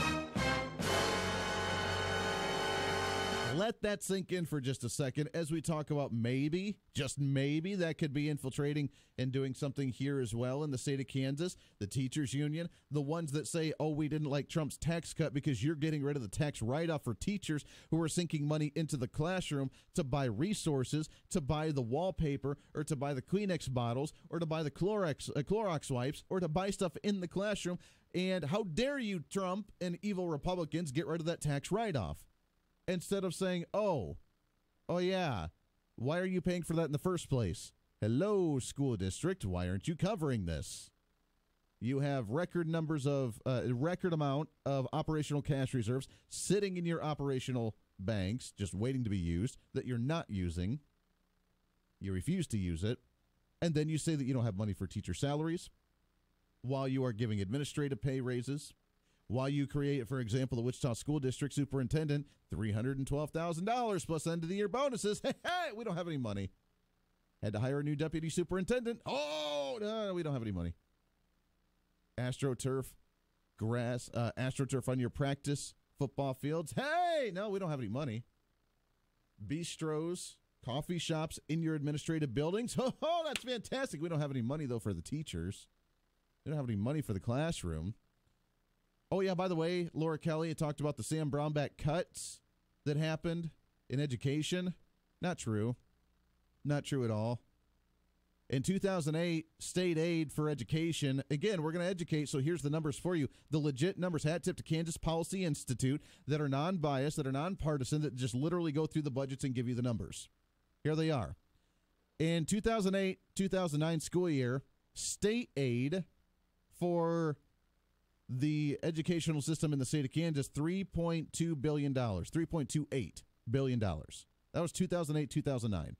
Federal aid was at $413 million. So total expenditures, along with local revenue as well, $5.66 billion in the state of Kansas. Remember those numbers. $3.28 billion for state aid, which is what we always fight about, the state litigation. Need more money, we're not paying enough, State aid, $3.28 billion. Total expenditures at 5.66. Let's go to Governor Sam Brownback's time. Let's pick a year here. Let's find 2014. 2014-15 school year, $3.96 billion.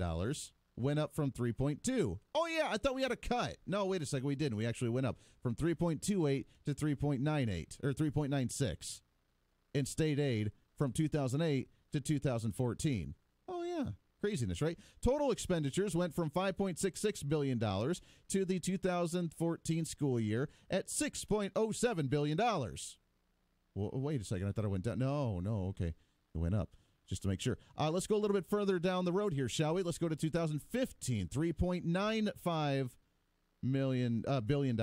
Okay, it went down by 0.01. It went down by a little bit. Oh, no. Travesty. Oh, no. Yet at the same time, total expenditures still went up from 6.07 to 6.08. when it came to finance. In the estimated 2018 school year, from $3.28 billion in 2008 to $4.54 billion of state aid estimated in 2018. I thought we've cut money over the years, haven't we? We've cut money. Now, granted, we did massively increase spending over the last couple of years because they said that we had to, and the Supreme Court told us we needed to. But even before that, 2016, before all this happened, before the Sam Brownback evilness came to fruition, before the litigation said that we need to, before we changed the formula in 2016-17 school year, $4.005 billion. Up from $3.28 billion. This is just state aid by itself from 2008 to 2016. From 2008 to 2018, in a 10-year period, we went almost from $3.28 billion to $4.54 billion.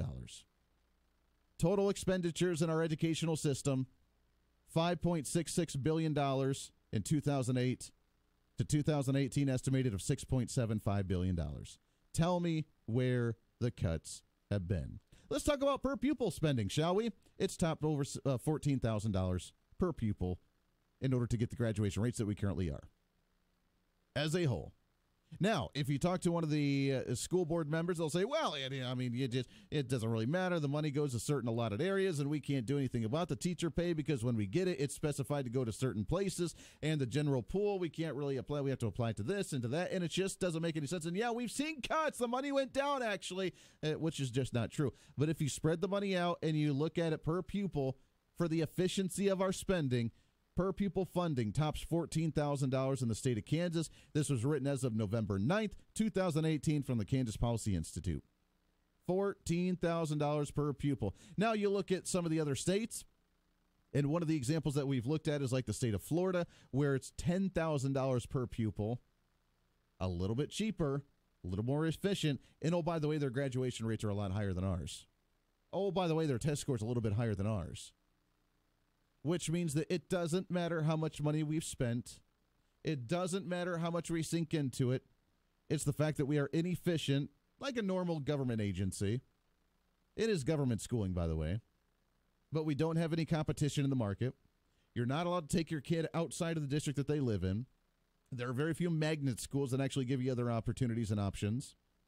And they run away with it. They don't allow the competition. They sink money into the administration. We spend money on other things that don't mean anything. I'm sorry, but an AstroTurf practice football field is not important. I know we take football seriously in this area. I enjoy football as much as anybody else. It's very good for the learning of teamwork and hard work for the athletes and for the students. I get it. You don't need it on your practice football field.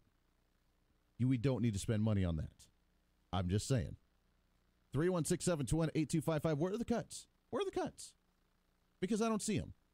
I saw it go down by maybe $1 million 1 year, and that's just pennies compared to the billions of dollars we're spending.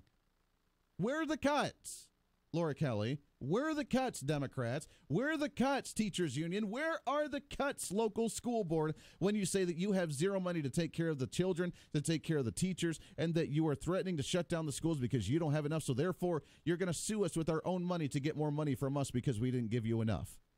Tell me how that makes sense.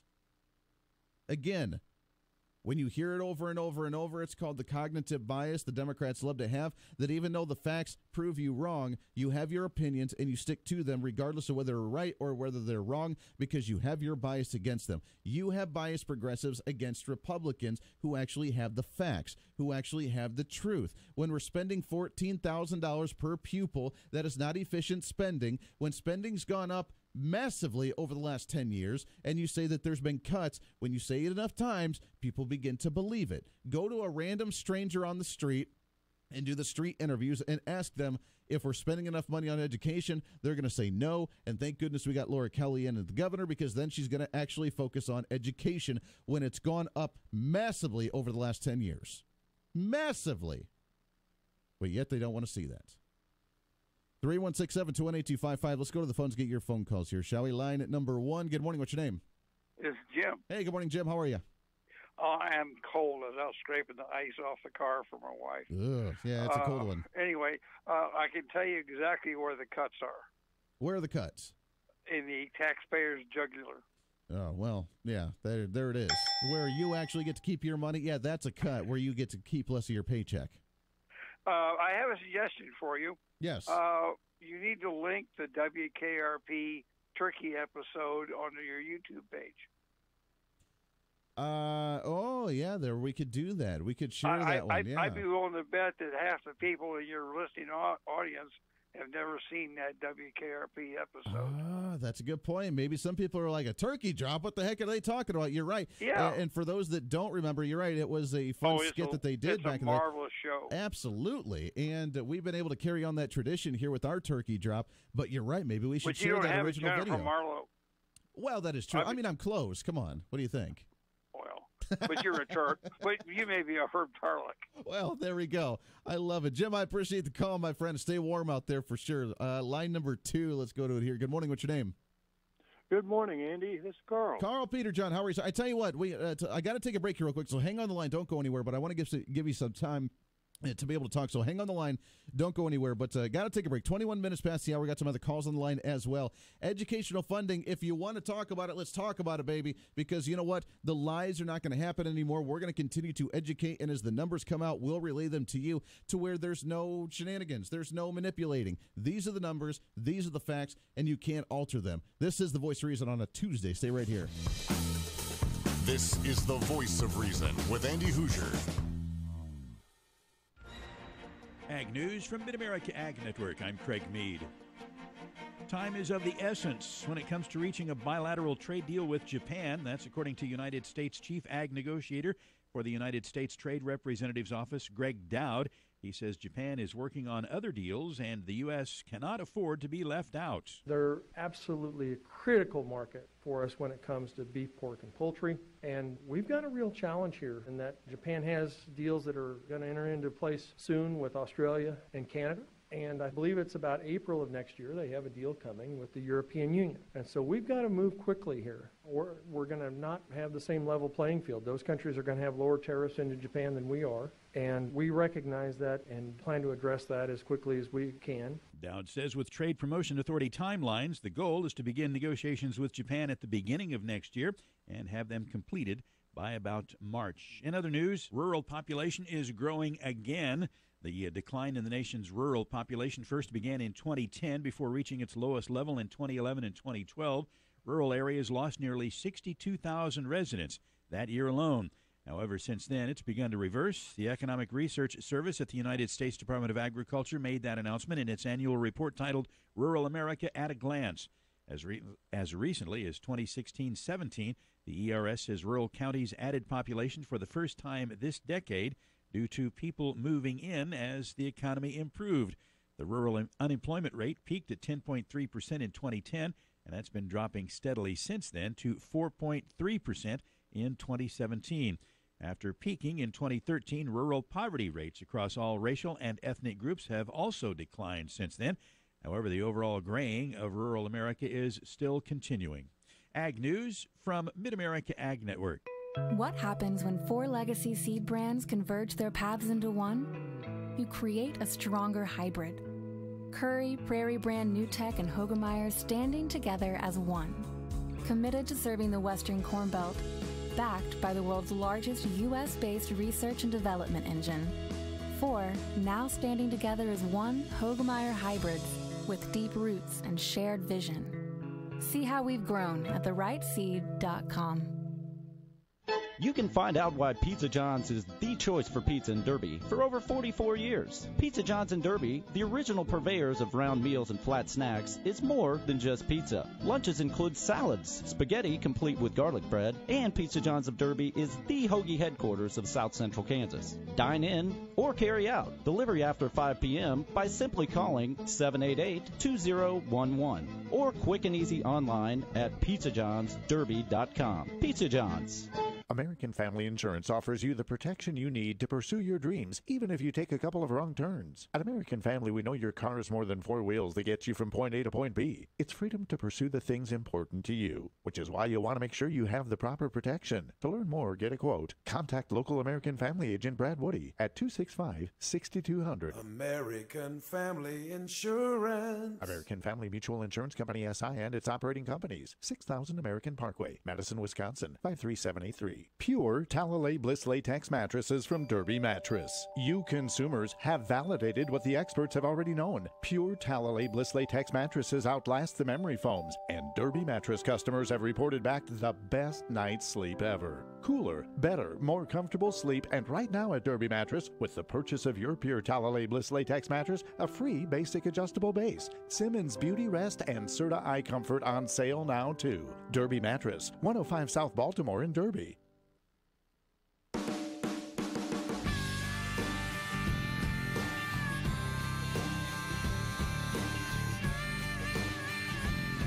26 minutes past the hour. Welcome back into the Voice of Reason. Kicking off your morning the best way we know how to do so. Right here on the Voice of Reason, 316-721-8255. Carl Peterjohn on the line. I wanted to give you enough time to make sure that we got the break out of the way. You got about 4 minutes to the bottom of the hour, sir. But what's on your mind this morning? Good morning. Well, I wanted to amplify a little bit some of the points you were working on, and I was going to take it from the taxpayer-funded lobbying, because there's 2 ways that your listeners out there might want to follow the lobbying side of the equation, because a lot of your tax dollars, my tax dollars, end up being used by the school districts and also by cities and counties to lobby for more state spending. In the case of cities and counties, they'll lobby against the property tax lid, or they'll lobby for putting more exemptions into the tax lid. I want to stay with the schools for a minute, because back for 16 years, I was an advocate for taxpayers up at the State House, and it used to upset me when I looked at the large list, and this is available on the Secretary of State's website, of the taxpayer-funded lobbyists directly working for governmental bodies, whether it's the cities, counties, or school districts. In Wichita schools back in the day, and this is over a decade ago, they had a lobbyist who was getting paid over $100,000 a year, and her job was basically to represent Wichita in front of the legislature. But in addition to that, the Kansas Association of School Boards had a dozen lobbyists who were registered with the state at that time. I'm not sure how many they have today. I haven't bothered to look it up this week.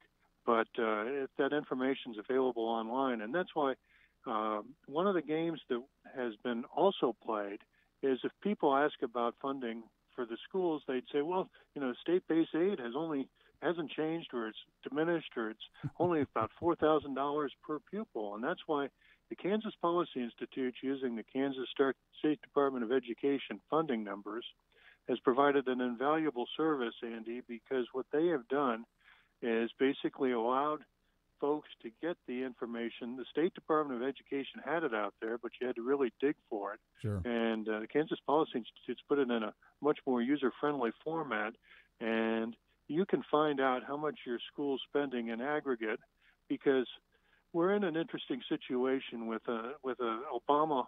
I view Governor-elect Kelly is kind of she's in the ideological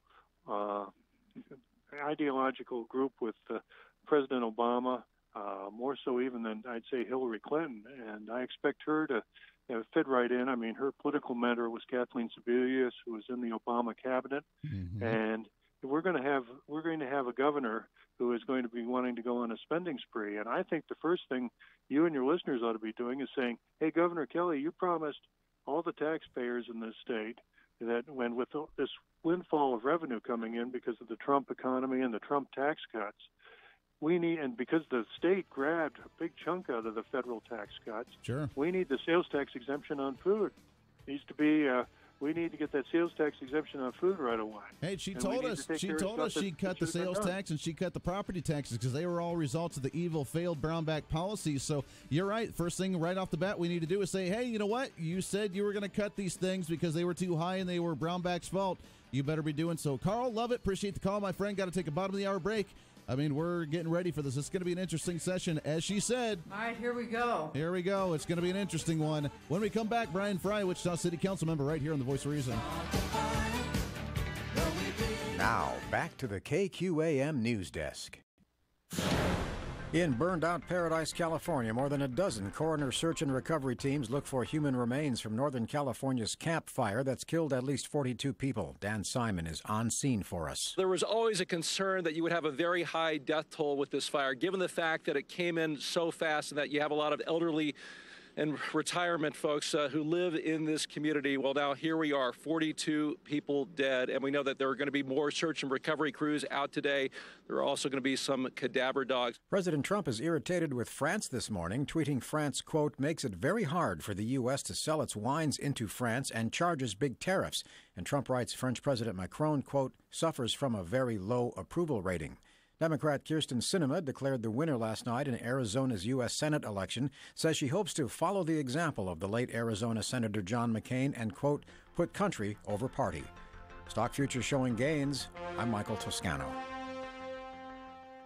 At Robert Half, we know finding the right employees is a job in itself, and it's a job we love. You see, Robert Half isn't just a staffing firm. We're people. People who believe in finding the right people to fit your company's needs. Because employees who are a good fit are more productive, more engaged. Finding a great candidate isn't easy, but at Robert Half, we know it's possible. Robert Half, the experts in accounting, finance, IT, legal, marketing, and administrative staffing. Learn more at roberthalf.com/radio.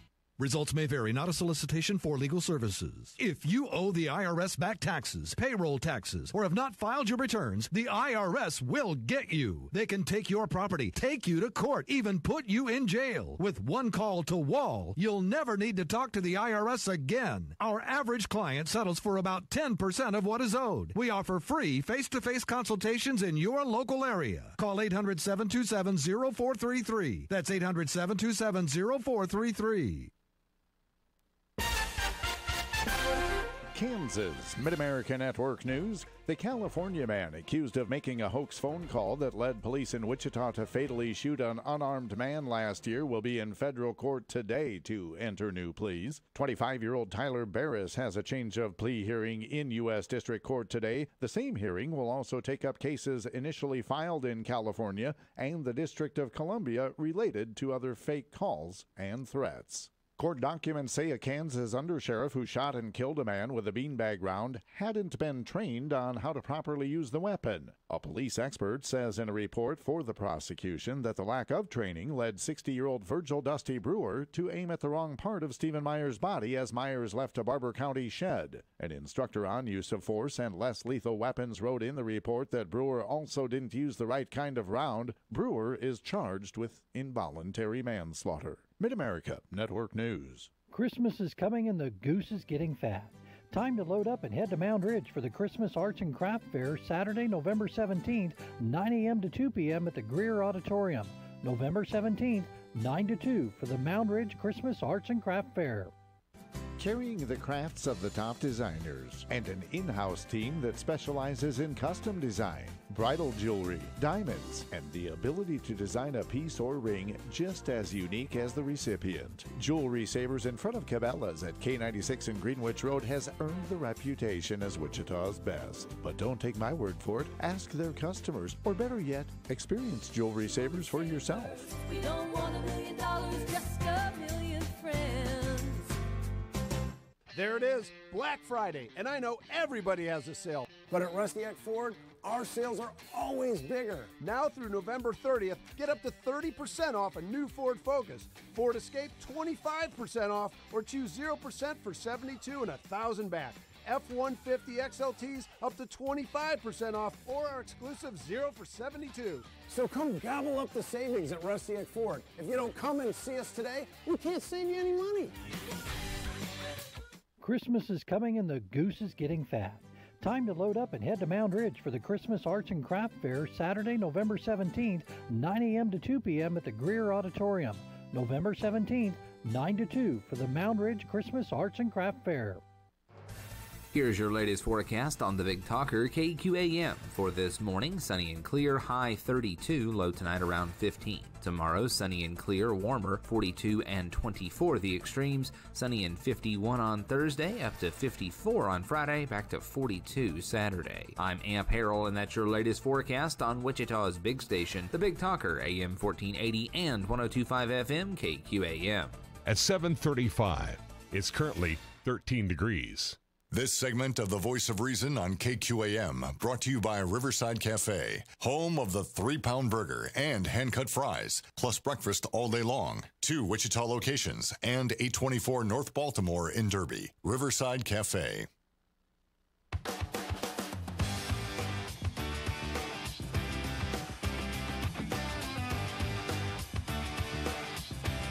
You're listening to The Voice of Reason with Andy Hoosier. Right on!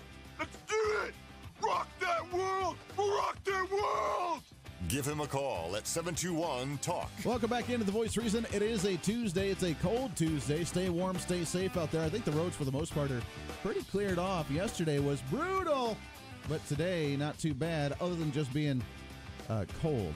So bundle up, be safe, and welcome in 316-721-8255. We love having you aboard here for a Tuesday, and it is time for our City Council update. We built this city!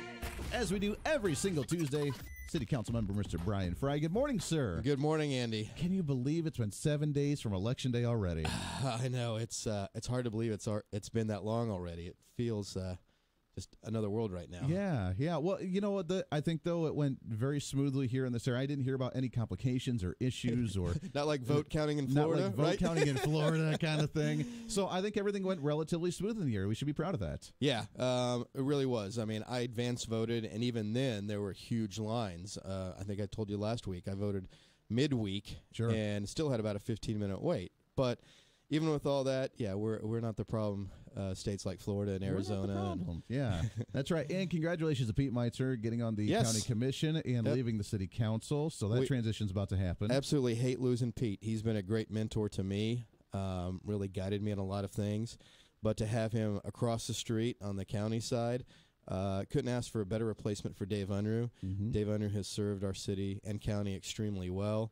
So he's a loss. But Pete filling in will be great over there. So, what's the process now that you guys are down one city council member? What do you do from here? Right. So Pete had about a year left on his term. Okay. He actually takes over on the county in January. So we still have about a month and a half left with him. But what we'll do is we'll discuss that today at the council meeting. What is the procedure for it? From what I understand, interested parties have to gather 100 signatures from registered voters in that district, and then they submit them and along with an application, and then the district advisory board will narrow that to at least 4, but no more than 5 candidates, and they will submit that to the council for our consideration, and then we decide who will then fill that term. Gotcha. Okay, so you guys will appoint. It won't be like an election that people go and vote for or anything. Right, because there's less than 2 years on his term, it would be decided by council. Okay. If there's more than 2 years, then there would be a special election. Gotcha. All right. So, but like you said, it'll be filled for a year, and then it'll be up for an election. Right. And so, from there. 2019 is an election year for the mayor position, and then council seats 2, 4, and 5. Sure. So, yes, next year would be an election year for that seat. So that person could decide to run, or they may decide just to fill for that year. Sure. It's really whatever their desire is. Very good. So. We get to look forward to election season again. Absolutely, Hey, right. there we Everyone go. said, hey, we can take down the yard signs, only to be replaced by next Be one. replaced by in a couple of months. That's Right. right. Very good. Well, after the elections, I know it was kind of a downtime last week, not a whole lot going on, but this week you guys are kind of coming back with a bang. Yeah, those weeks where we have very little. This week we've got a lot of things. So, I'd much rather be at home in front of the fireplace with a bowl of chili instead of dodging snow plows and orange barrels. But today, you have to get out. Hey, you got to keep the excitement in life. That's right. Yeah. So, yesterday, cold, hunkered in. Today, get back to work. We got a lot of stuff going on. We have a lot of business things. We've got a possible expansion of Air Capital Flight Line. This is the old Boeing site. Okay. Local investors purchased it, and they have been filling the spaces, all those empty buildings. They've been filling them, the hangars, and most of it has been leased back out to Spirit. Sure. And so they have a proposal for a new warehouse facility that they want to lease to Spirit. It's a 144,000 square foot facility. That's a pretty good sized warehouse. Sure. That would create 100 new jobs. It's a $18 million facility. So they are asking for IRBs and tax abatement for the next 5 years plus another 5. So that will be something we'll review today. Understand that the return on that's like 8 to 1. So it's a strong one. Pretty good return. And this is 100 new jobs on top of the 1,000 that Spirit announced last year. So it's, again, more expansion. Spirit's doing very well. Sure. In fact, a second item related to this, somewhat, in that it's both Spirit. Remember last year when they announced all of their expansion and investment? Sure. Well, this is part of it today, $55 million in IRBs for all of their facility expansion and capital improvements. Right. So the promise that they did last year, continuing with that. And again, that's, just great growth for them that they continue to do. Right. Absolutely. So, those are two great success stories out there. That whole flight line, the old Boeing plant, being able to see that repurposed and put back on, active status instead of just mothballing. That's a great success story for Wichita and for Spirit, obviously. Sure. They've got some amazing production demands, and they've got to have the facilities to do it. So this is really strong. We have a request for a new CID. This is that Community Improvement Sales Tax, where it's laid on top of the existing sales tax. But this is to help build a new office building at Douglas and Emporia. This is the site of the old Mead's Coffee shop. Okay. The developers want to put in a 4-story office building with the first floor being retail and restaurant and so forth. They have not announced any tenants, but it's a 4-story, 70,000 square foot office, Class A, which we haven't had very much of that in recent years. Sure. And this is primarily mostly a parking lot, except for that one little corner. So pretty nice to see. Grade A office right there in the corner of Douglas and Emporia. Of course, we have to decide if it warrants a CID. Sure. Part of the request is to change Emporia to a 2-lane roadway instead of a 1-way. And that would be nice. It would be, certainly you get a little confused with which one's a 1-way and one's not, and so you get a little turned around. So having a 2-way street there might really make more sense. I understand that we'd been looking at that anyway, but now with the CID, we might be able to have some money to make that happen instead of going on the tax roll or as part of the property tax payers having to help with that. So sure. That today we'll just set the hearing for that. Because we have to have the public notice. That be kind of an ongoing thing for a while. Yeah, it wouldn't be decided today other than setting the hearing for that request. Sure. One of the things that we're also going to do today is our municipal court record system. This is archaic. It's outdated. It's not supported. It's not even compliant with the KBI anymore. It's using equipment that was done in the early part of 2000s. So really the idea is to get to a paperless online portal for all municipal court records. So we did a staff screening and went through and interviewed like half a dozen different companies, and today is a recommendation to settle on one of those and to purchase this new software and associated IT hardware. And again, so that you would have access 365 days a year, 24 hours a day, etc. But again, to get paperless. Sure. And really just to get updated on that system. It's the way the world's going today. Exactly, we have to. Another request or a approval of a justice grant to help us with some police software and technology. One idea, there's a system out there called ShotSpotter that allows police department to determine what is a gunshot and be able to respond to it quicker. So you put up these listening devices, and there's been a lot of concern about listening devices. You hear Big Brother, you hear, are they going to be listening to my conversations? Right. We've had some questions about that technology as well.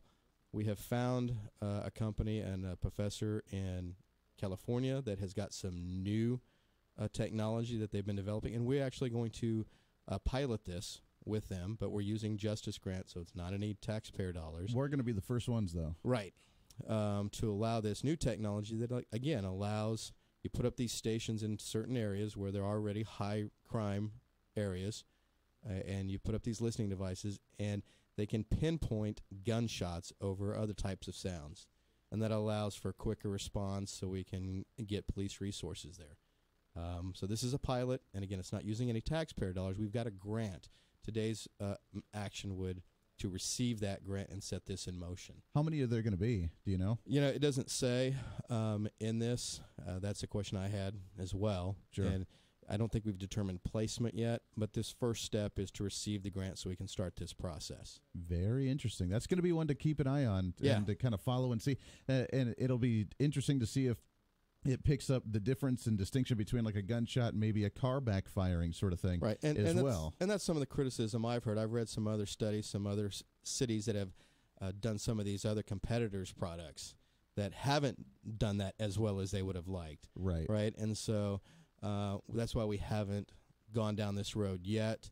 But doing the research, staff had found this other project that was in development. We're going to be able to use some seed money to partner with it and see if it does work. Sure. I got a message that I got to ask that came in about the Starlight Drive-In. Yes. And is there any chance? What's the latest with that? Is there any chance that the city would help out with finance with that or take ownership of the Starlight Drive-In at all? I think at this point we're just asking what the mayor and Councilmember Clendenin last week said. Hey, let's take a pause point. Make sure you're hearing all of the different things all the way through. Sure. Before you make any rash decisions. Obviously, there's a lot of community support for the Starlight. That is not something that I believe the city government should be in the business of. We don't need to be owning drive-ins and operating movie theaters, just like we didn't need to be in the business of owning hotels. Or owning like 5 golf courses. Right. That thing, That's too. a good point. So at this point, we're not talking about that part of the city's partnership or anything like that. The mayor and Councilmember Clendenin just said, hey, just take a pause. Sure. Make sure that you're listening to all the opportunity out there. And that's all they were asking for. From what I understand, they have decided to delay the auction. It was supposed to start today, I believe. And the owner has said, okay, I'm going to hold off on that. Hold off a little bit. Now, what does that mean? I don't know. Sure. It's really, this is between private entities. And my thought is that if there was such public outcry, then people would be going and we wouldn't need to be in a situation of it closing down. Right? I think the thing that hurts the most is there was that GoFundMe Kickstarter campaign a couple of years ago where they asked for help with the projectors and everybody pitched in and helped buy those new digital projectors. And then all of a sudden, they're selling and gone. Right. That would burn me as well, right? Sure. I wouldn't be happy about that. But you also got to let the person, if it's his private business and what he wants to do with their property, and if he doesn't feel it's worthwhile for him to be in that business, he has a right to do that. Sure. Right? That is very true. Well, we'll see as more information comes out on that one. It is, again, I'm one of those to where I get it. I mean, people don't like it. I like the fact that we have something like that here, too, because that's really unique. But I'll admit, I've never been. I've never gone. And I have a hard time saying, hey, let's keep it open if I've never actually gone to support it and actually go there. So, well, I kind of get it both ways. Right. And it's a little bit frustrating for those of us that grew up in this area. And the Eagle did this story last week about how this summer we're seeing the sale of Starlight. Sure. Joyland went to auction, and it's gone forever now. and then Lawrence Dumont Stadium coming down. So 3 things from our youth. This is big of a change here. No longer around, right? Mm-hmm.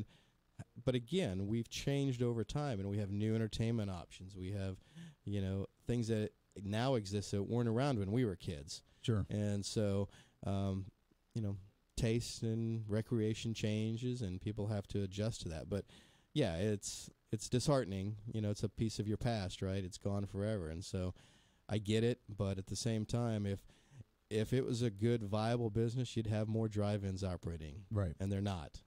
Exactly. Right? Exactly. So, and that's what the private sector does. I mean, things change from, the drive-ins to the swimming pools to the library. So, I mean, there's a lot of different changes and things going on, including even, as you mentioned, the different technology when we have for the police department for the sound of gunshots. How many of these things are we getting in, by the way? Do you know? Again, that was part of the questions I'm going to have this morning. I don't think we've identified how many or where yet. That's something that we'll have more follow-up on. But sure. Again, it's an interesting idea. Again, we have to be able to respond quicker, and this just helps in that. Gordon Ramsay is a data guy, and he loves having those type of resources available to him to be able to respond quicker and fight crime and have more data. And this can help with that. Sure. Rather than just after the fact, be a lot more quicker with proactiveness. Yeah, so absolutely. Be able to identify those areas where gunshots are happening on a frequent basis and be able to mobilize resources for that. So you guys got a full slate today. Yeah, we do. And one thing that I'm really excited about that we haven't talked about yet is some capital spending for fire apparatus. We're going to have about $5.5 million that we're going to put forth today for a new hazmat truck. The one we have now is about 30 years old. Okay. Right? I can see the old 1920s fire truck coming in with them doing the crank for the horse. Yeah, exactly. Here we come! Coming in on horse and carriage. Yeah, I got you. And then a new aerial platform for a northeast part of town that's underserved right now. Okay. And then something that we've never done before, but refurbishing some engines on some fire trucks. Typically, when they've got to the end of life, we've just said, all right, we got to get a new truck. Well, when the truck and everything else that's fine, it's just the engine, maybe you just replace the engine. Sure. And see if you can get additional life. If the rest of the truck is good, why should you get rid of everything? Right. Right? I mean, if your air conditioner goes out, you just don't sell the house. You buy a new air conditioner. So this is the same concept, all right? Sure. The truck's working. It's operational. It's got everything you need. Replace the engine. We've never done that. So here's an idea to pilot a program where we're going to refurbish 2 engines on fire trucks, hopefully get more use out of them, more life out of them, and continue to have them in service. Why not try something like that? It's taking better care of the resources we have and getting as much life out of them, just like we're talking about with swimming pools and so forth. So I'm kind of excited about that, as you can tell. But, we're kind of on the cutting edge of a lot of things, aren't we? Well, public safety is one of our top responsibilities for taxpayer dollars. When police and fire take over half of our budget, we've got to be, smart about those dollars and how we're using them. We don't have a full well of cash we can just go for every time when we need to buy something. Sure. Let's take better care of what we've got. Let's try some different things. The fact that we've never done this pilot program on fixing engines on fire trucks, I was like, why not? That's right. Right? Especially when everything else is good on it. So.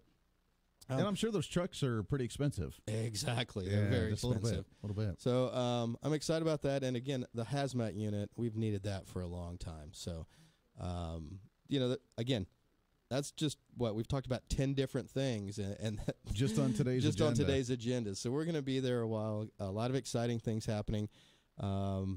But it's good. I can see the updates needed at times with the 1930s water system that we have, along with the fire trucks run by carriages. I can see, you might need to update ourselves just a little bit. Yeah, and speaking of the fire, the water system, we had a really good workshop last week. Okay. On the proposals. We're looking at that coming forth to us on the 20th of November, so next week. Very good. And hopefully we'll be able to keep pushing that forward. We did get approval by the feds for the invitation to get the WIFIA financing, which is huge. That really helps lower the impact to ratepayers by having that low-cost financing available.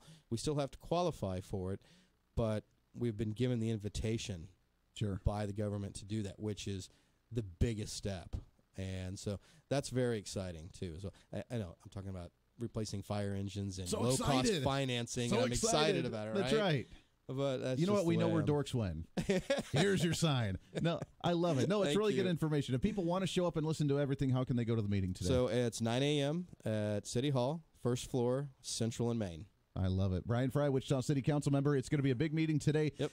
Definitely encourage everybody to, if not attend, at least listen to it or get a recap of it in some way. But always a pleasure, my friend. Yep, and we're on Channel 7, on Cox Cable Channel 7. You can watch the meetings live. Perfect. So that way you can if listen you can't to make it out. Yeah, and stay home nice and roasty, toasty, warm and listen to it that way. Exactly. So, there it is. Bryan, always a pleasure, my friend. We'll chat again next Tuesday. Thank you. Always a good time. Take a break. 6 minutes to the top of the hour. We'll take in some phone calls when we come back. Plus, host of Armed American Radio, Mark Walters, will be joining us at 8 o'clock right here on The Voice of Reason. Stay tuned. You're listening to The Voice of Reason with Andy Hoosier.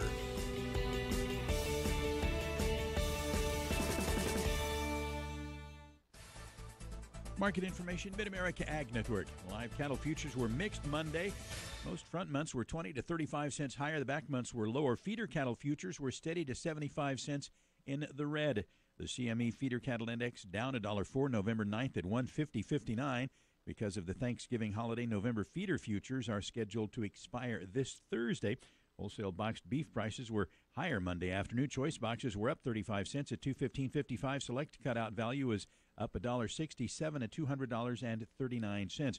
USDA estimated federally inspected cattle slaughter 111,000 head for Monday. That's 8,000 head below last week and 7,000 head less than the same day last year.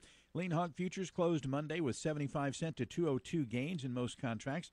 Contracts from February to August 2019 showed triple-digit advances. The CME Lean Hog Index was down 61 cents from the previous day at 62.77 November 8th. USDA pork carcass cutout value is up 56 cents Monday at 70.83. The national base hog cash price down $1.51 with the weighted average of 51.89. Federally inspected hog slaughter estimated at 441,000 head Monday, 35,000 head lower than last week.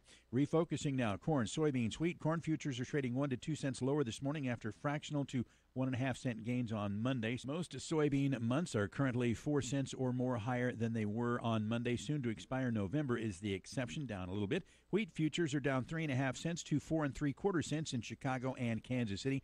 Minneapolis wheat is fractionally lower. Taking a look at where we are this moment, November soybeans, as we pointed out, down 1/4 cent at 8.71.5, but January beans up 4 3/4 at 8.88. December corn down 2.5 at 3.68 3/4. Later months are all lower. December Kansas City wheat down 3.5 at 4.90. March down 3 1/4 at 5.12 1/4. Markets from Mid-America Ag Network. Hi, this is Steve Anthemides with Athena Jewelry. My dad opened the doors of our family jewelry business almost 50 years ago, and today we are the longest-standing independent jewelry store in Wichita. People tell us we treat them like family, and in addition to a massive inventory, we take a lot of pride in creating unique, one-of-a-kind pieces, as well as same-day sizing and repair in most cases. So take this as my personal invitation to come see us, Athena Jewelry, 219 East Douglas in Wichita. It's full of comic legends. What TV series featured Tinky Winky and Poe? To Catch a Predator. Wall-to-wall laughs. In Greek mythology, the goddess of virginity is who? Lying. It's the comedy game show. In reference to the drugstore chain, what does CVS stand for? Condoms, Viagra, and snacks. Watch all the comedy on Funny You Should Ask. Weekdays at 2 on Fox, Kansas.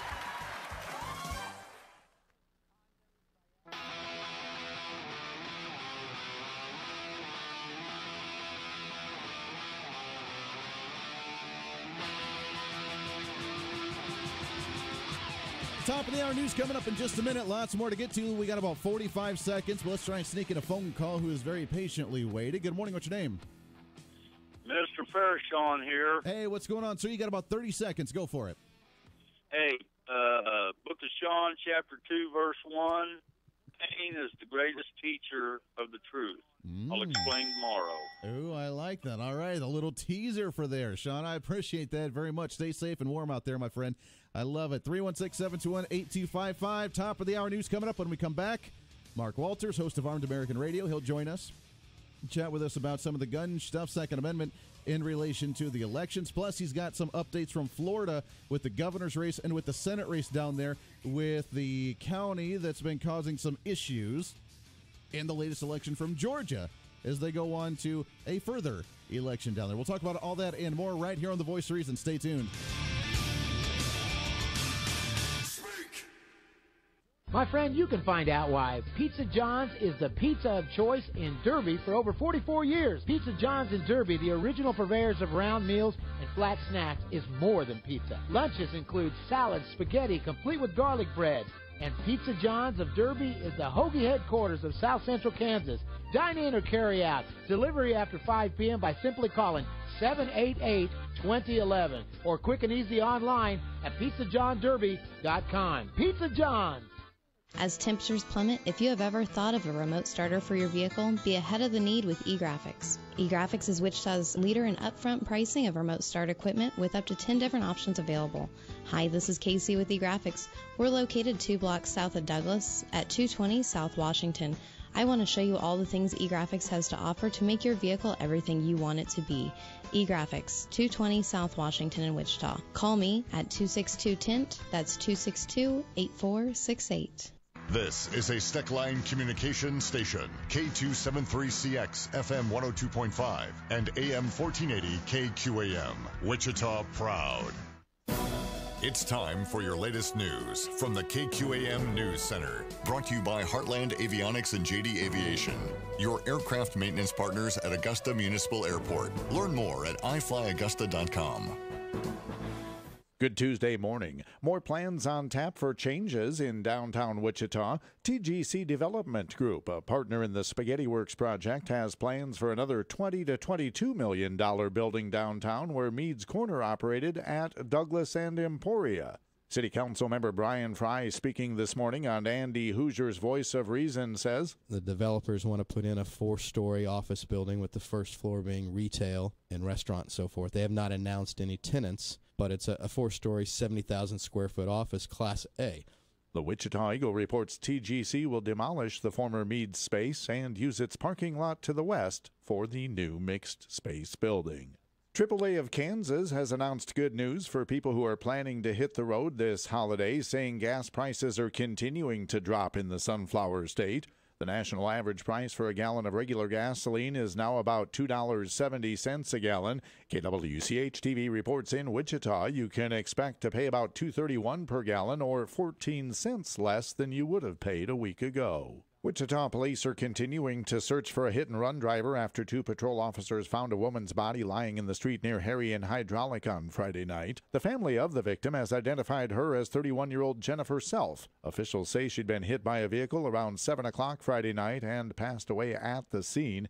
KWCH-TV reports police found a decal from a Nissan vehicle at the scene and are asking anyone with information to call authorities. Wichita's Vice Mayor Bryan Frye said Mayor Longwell's request of the owners of the Starlight Drive-In late last week to postpone today's scheduled auction of the drive-in was a request for the owners to hit the pause button before going through with the sale. The mayor and Councilmember Clendenin last week said, hey, let's take a pause point. Make sure you're hearing all of the different things all the way through. I'm Rick Everett from the news desk, now with sports, Doug Downs. The Kansas State Wildcats struggled from three-point line last night against Denver, hitting just 6 of 27 shots from beyond the arc. Kansas State is shooting at just 17.5% from three-point range. The Wildcats did defeat the Pioneers 64-56 at Bramlett's Coliseum. Yesterday, when the AP poll was released, Duke had leapfrogged KU to take over the number 1 spot. The Jayhawks played last night against Vermont, getting an 84-68 win. Senior LeGerald Vick had a career-high night of 32 points, including a perfect line from beyond the three-point range. From the sports desk, I'm Doug Downs. This is Phil Martinez from Phil's Coins. Christmas rounds and 2018 Silver Proof sets are now available at Phil's Coins. Gifting items that will be forever remembered as being from you, and gifts with the opportunity to increase in value over time. Here at Phil's, we also have many hard-to-find birth year proof sets. And for your loved ones out of town or out of state, free shipping on orders over $100 and just $5 for shipping of lesser orders. Phil's Coins, 9344 West Central. The holidays bring friends and family together to tables filled with delicious food. Make the centerpiece of your holiday table smoked and cured meats from Yoder Meats. Ring in the holidays with our custom smoked turkeys, cured hams, or specialty meats like lamb, custom cut for your gathering. Stop by one of our 4 stores in Yoder or Wichita today and let our team help you find the right cut of meat to impress your holiday guests. From our holiday table to yours, taste the old-fashioned flavor at Yoder Meats. At Starseed, we realize every farmer and rancher has a passion for conservation, which is why we offer conservation seeds. This season, let Starseed assist with your CRP, buffers, waterways, roadside projects, and any wildlife project you have in mind. Starseed works closely with landowners, dealers, and government agencies to ensure the best quality seed for all of your conservation needs. Call Starseed today at 800-782-7311 or visit our website at gostarseed.com. Here's the latest from the KQAM News Center.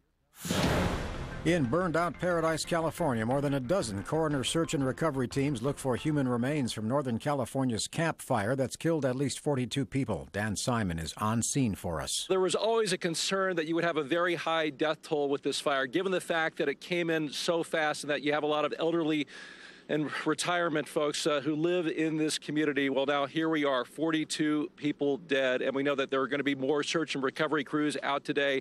There are also going to be some cadaver dogs. President Trump is irritated with France this morning, tweeting France, quote, makes it very hard for the U.S. to sell its wines into France and charges big tariffs. And Trump writes French President Macron, quote, suffers from a very low approval rating. Democrat Kyrsten Sinema declared the winner last night in Arizona's U.S. Senate election, says she hopes to follow the example of the late Arizona Senator John McCain and, quote, put country over party. Stock futures showing gains. I'm Michael Toscano. Your local weather on KQAM. Brought to you by Propane Central, residential, commercial, industrial, and agricultural. Visit them online at propanecentral.com. Here's your latest forecast on the Big Talker KQAM. For this morning, sunny and clear, high 32, low tonight around 15. Tomorrow, sunny and clear, warmer, 42 and 24 the extremes. Sunny and 51 on Thursday, up to 54 on Friday, back to 42 Saturday. I'm Amp Harrell, and that's your latest forecast on Wichita's big station, the Big Talker, AM 1480 and 102.5 FM KQAM. At 8:06, it's currently 15 degrees. Broadcasting from the Rusty Eck Ford Studios, this is the Big Talker, 1480 AM and 102.5 FM KQAM.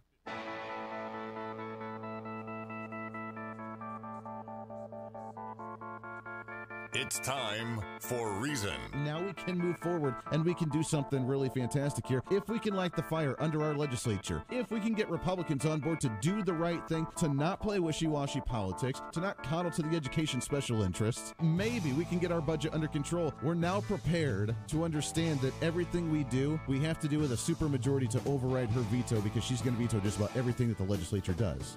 This is the Voice of Reason with Andy Hoosier. Then I'll get on my knees and pray. We don't get fooled again.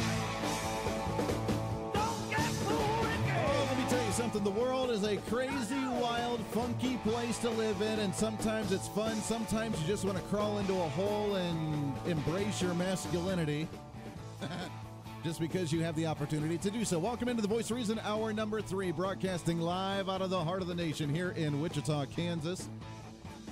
On the Big Talker, 1480 on the AM side, 102.5 on the FM side, KQAM. We are on TV as well, KGPT TV channel 2610. Good morning, welcome aboard on a cold, bitter Tuesday morning. I would much rather be down south some point, maybe like, oh, I don't know, Georgia or Florida or someplace where it's not 15 degrees, because I don't like the cold. That's why I left Colorado, not only because of the pot thing, but because it's like not 15 degrees. And but nonetheless, here we are in Wichita, and welcome aboard. 316-721-8255, 316-721-TALK. Maybe have to come down and hang out with the man himself down in Georgia, as he is the host of Armed American Radio every night here on KQAM at 8 p.m. Also on Sundays live from 7 to 10. Mr. Mark Walters is on the line with us. Mark, I may have to make a trip down there because it's too damn cold in Kansas. Hey, you're welcome to. Come on down, brother. Love to have you. That's what I'm talking about. So, hey, I chatted with you last night, and you were talking about some Maker's Marks, and we were having a drink. And I got to ask you, have you tried yet the Proper 12 Conor McGregor Irish whiskey? No, I have not. Oh, man. Let me tell you something. That's after I got off the phone with you last night, I had to have a small glass of it, and it is quite delicious. I tend to keep it in Kentucky, brother.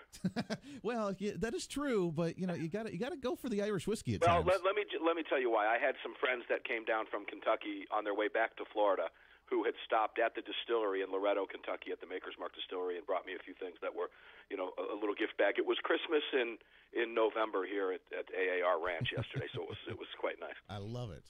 I love it. Good stuff. Anyways, we got a lot to touch on, a lot to get to. Is the elections really changed a lot of the mindset? The big question a lot of listeners actually asked me the day after the election was, now that the House is controlled by Democrats, will we get national reciprocity done at the federal level? All right, that's a great question, and I'm getting it a lot by email. Let me answer that. We have a lame duck session right now that the Republicans can push through. Look, not all is lost right now. Remember, Republicans still control both houses of Congress. We can do a lot in a lame duck session. And, in fact, there's a piece, I forget who wrote it, I forget which congressman wrote it, stating that the Republicans have to move as much of Trump's agenda forward now before the Democrats begin their obstruction, and I mean obstruction with a capital obstruction. Yes. They're literally going to grind the agenda to a halt. They're going to the Democrats are going to expose themselves in ways that are going to make 2020 seem like a playground when it comes time to vote. Let me get to that in just a second. But answer your question about concealed carry reciprocity. It's already passed the House. Yes. It's already passed. This House of Representatives now passed it. It's sitting in the Senate. They and did it it twice, needs to move. didn't they? What's that? They did it twice, didn't they? The first one they did it with the fixed NICs attached to it earlier this year. Then I thought they passed a secondary one over the summer. Well, no, they have not passed another one. It moved together as a single bill, but it's languishing in the Senate. McConnell needs to move it during the lame duck period. It has to move. We've got to get this through the Senate if there's any chance at all. Otherwise, absolutely not. We will see nothing on a pro-gun rights agenda move at all for the next 2 years at least. You can guarantee that. What you will see in the House of Representatives come January is gun control on steroids. Now, let me kind of put you at ease a little bit. They're not going to get anything that they want gun control. They're going to pass all kinds of it. They'll pass expanded background checks. They may even pass an assault weapons ban. They're going to do all kinds of crazy stuff. But it isn't going to move through the Senate, and Trump will never sign it. That's not the fear that we have. If you were listening to the Monster Cast on Sunday with Alan Gottlieb, the fear is that they attach some of these things as riders to bills that Trump is going to have to sign. For example, maybe an infrastructure bill, and they stick some type of expanded background check on it, or they put whatever wish list they have for that given day, taxes on ammo or types of ammo bans, whatever it is that they try to do. And believe me, they're going to do it. They've already made it clear. And put these on bills that Trump absolutely has to sign, lest the government shut down. So this is a concern that we have. We just don't know. The Republicans, as much as I'd like to say I could count on them to get, put some type of stopgaps in place right now during the lame duck, I just don't think it's going to happen. But we've certainly got to get on them. That's why it's all of our responsibility to call your congressmen and women right now and tell them to move on some of these issues and do it during the lame duck, or we're in big trouble, brother. We're in big trouble. Sure. Well, and as you mentioned, I mean, if they start attaching it to other bills, it's going to be a really big issue that kind of reinforces the idea that's been ongoing and lingering for years, but we've never acted upon it, of trying to get back the line item vetoing that the president should have the ability to do that we don't currently have the ability to do. Now, the Democrats have resisted that for years, unless it works out to their advantage, you see. Sure.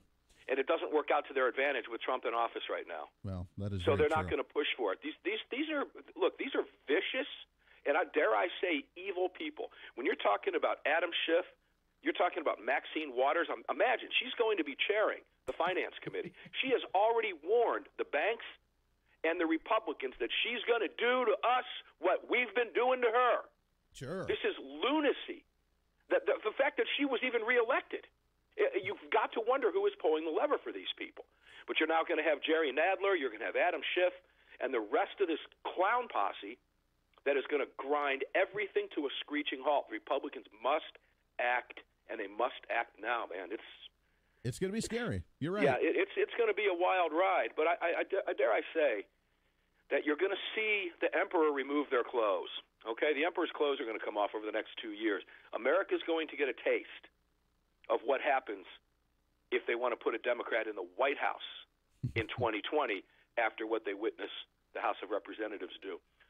So you may see some, maybe not as you might not see as much aggressiveness from the House, knowing that until they see what happens in 2020. But they're certainly going to move on some of their bigger issues. They've already made it clear that gun control is at the top of their priority list. Oh, sure. And as you mentioned, I mean, they have their agenda. I think that they already solidified the re-election of President Trump in 2020 because we're going to see exactly what they're going to do. They're going to stall everything in the House, as you mentioned. They're going to open up investigations. They're going to work on the impeachment of President Trump, which is not going to go anywhere, but they're going to waste time. They're going to waste money. People are going to be frustrated, and they're going to realize that the stagnation the Democrats are doing is nothing more than the fault of them.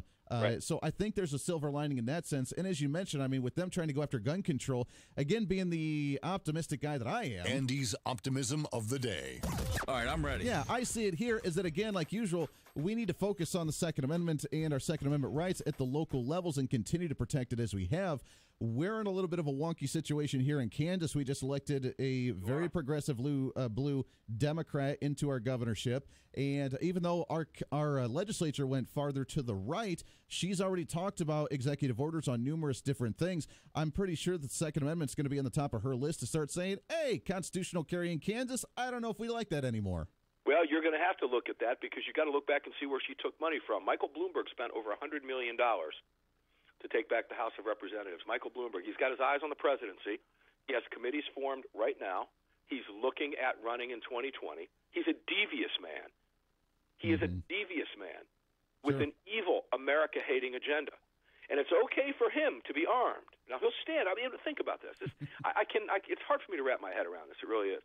How anybody could believe a man who stands at a podium on phone booths because he's so short he can't reach the mic. But he stands on phone books. But he stands at the podium surrounded by armed security telling us that guns suck. Right. Now, I have a hard time believing that, just as much as I have a hard time believing that idiot Leonardo DiCaprio telling me that I have to reduce my carbon footprint while he's on a private jet flying to some film thing in France. Or his 3 different yachts that he owns, yeah. Of course, or that he rents and leases. The whole thing is laughable, but there are people who fall for this stuff. Sure. There are people who fall for this, and it's the people who fall for this that gave you a blue governor. I'm very disappointed in what happened with Kansas, but here's what you're going to see. Let's try to put a silver lining on it. You're going to see your agenda simply stall for the next 4 years. That's all. Right. You've got a solid Republican majority in your House and your Senate. You're good there. But it's going to stall. Nothing's going to move forward, and now you're on defense. Right. Okay. The same thing in Georgia. We've got Stacey Abrams here trying everything she can to steal the election from Bryan Kemp in Georgia. Mm-hmm. And a federal judge saying yesterday, issuing a 56-page ruling that, okay, you can go until Friday and certify instead of today, which was the deadline. Now, we've been told it's mathematically impossible. Even if every provisional ballot that's out there goes for her, she still can't force a runoff. But it doesn't matter to these people. They don't care.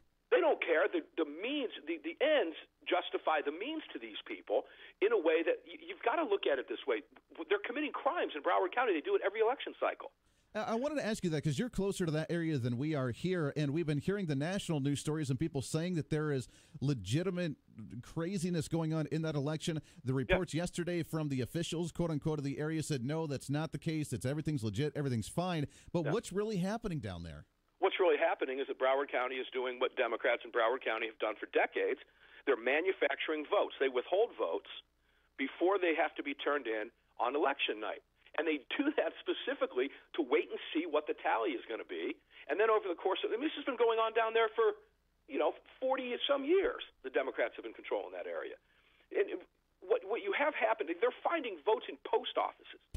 Okay? Look, I can make this really simple. In my simple mind, it's real easy. Today's election day, all state polls, make it a federal law that all states' polls close at 7 p.m. Right. Local time.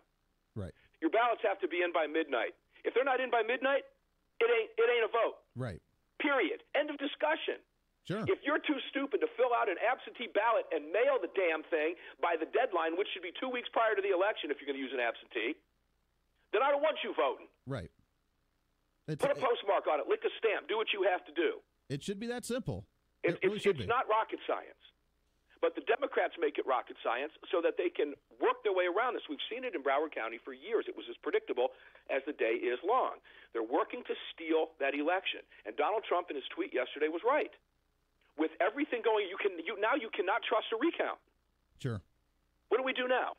End this madness is what has to happen. Look, this is a sign of bigger, more dangerous things to come. This country is in the middle of a culture war unlike anything we've ever seen. And one side must win it. I talked about it yesterday. One side has to win. This country cannot continue along this path, Andy. It can't. Sure. I don't know about you, but I can't take the stress much longer. Well, you're right. I mean, when we can't trust the electoral process like that, when ballots all of a sudden come out, they tried it in Arizona too. Now, I don't know how much is into that one, but we found some in the trunk of the car here, eh? And it reminds me of the Al Franken vote just years ago too in the Senate, where all of a sudden they found different ballots in the trunk of the cars that they conveniently forgot about counting, and all of a sudden they ended up winning, and they took over the Senate there in Arizona. Now they're trying to do that down in Florida. Do you think it's going to work? I know Governor Rick Scott is running for senator there, and he's still in the lead as of now. No, I don't think it's going to work. I don't think it's going to work, and it's not going to work in the state of Georgia. And I'll tell you why. If after a week, the election was a week ago. Right. A week ago today, if after a week, somehow the person who lost becomes the winner, you're going to see an uprising in the state of Georgia unlike anything you've ever seen. Sure. Down in Florida, you're going to see the same thing. But here's the thing. Scott's got a lot of money, his own personal money. He'll hire who he has to hire. He's already filed 2 lawsuits. He's gone into Broward to put a stop to this madness. They've got decades of past experience to work with in Broward County to show the corruption in that office. The SOE down there, the supervisor of elections, has been caught herself filling out ballots. They've already said that 266 of the ballots that came in can't be in because they were late. So the bottom line here is this is Democrats' marching orders. Do whatever you have to do at all costs to take back this country and turn it into a global wannabe socialist nation, redistribute wealth, and put government in control of everybody's lives. And let me tell you something. It's that bad. And that's what their goal is. The only thing, Kansas, standing in their way is you and your firearms. And ever wonder why that party that subscribes to the ideology we're talking about is the party that wants your firearms? You'd better wake up and start thinking about this stuff. Well, it is very true. Mark Walters, host of Armed American Radio. Can you stick around with us for a little bit here? Absolutely. Hey, I love it. Lots of stuff going on right now. Big news, and we'll continue to follow what's going on down in the Georgia and Florida areas because I tell you, as you mentioned, I don't think they're going to happen, but they sure try to pull these things out of their hats, and the magic tricks are getting very old very soon. Got to take a break. 21 minutes past the hour. Your phone calls as well coming up here on the Voice of Reason. Stay tuned. This is the Voice of Reason with Andy Hoosier on the Big Talker, KQAM.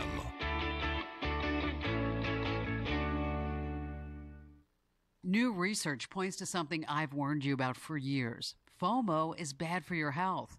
During the holidays, it's the worst.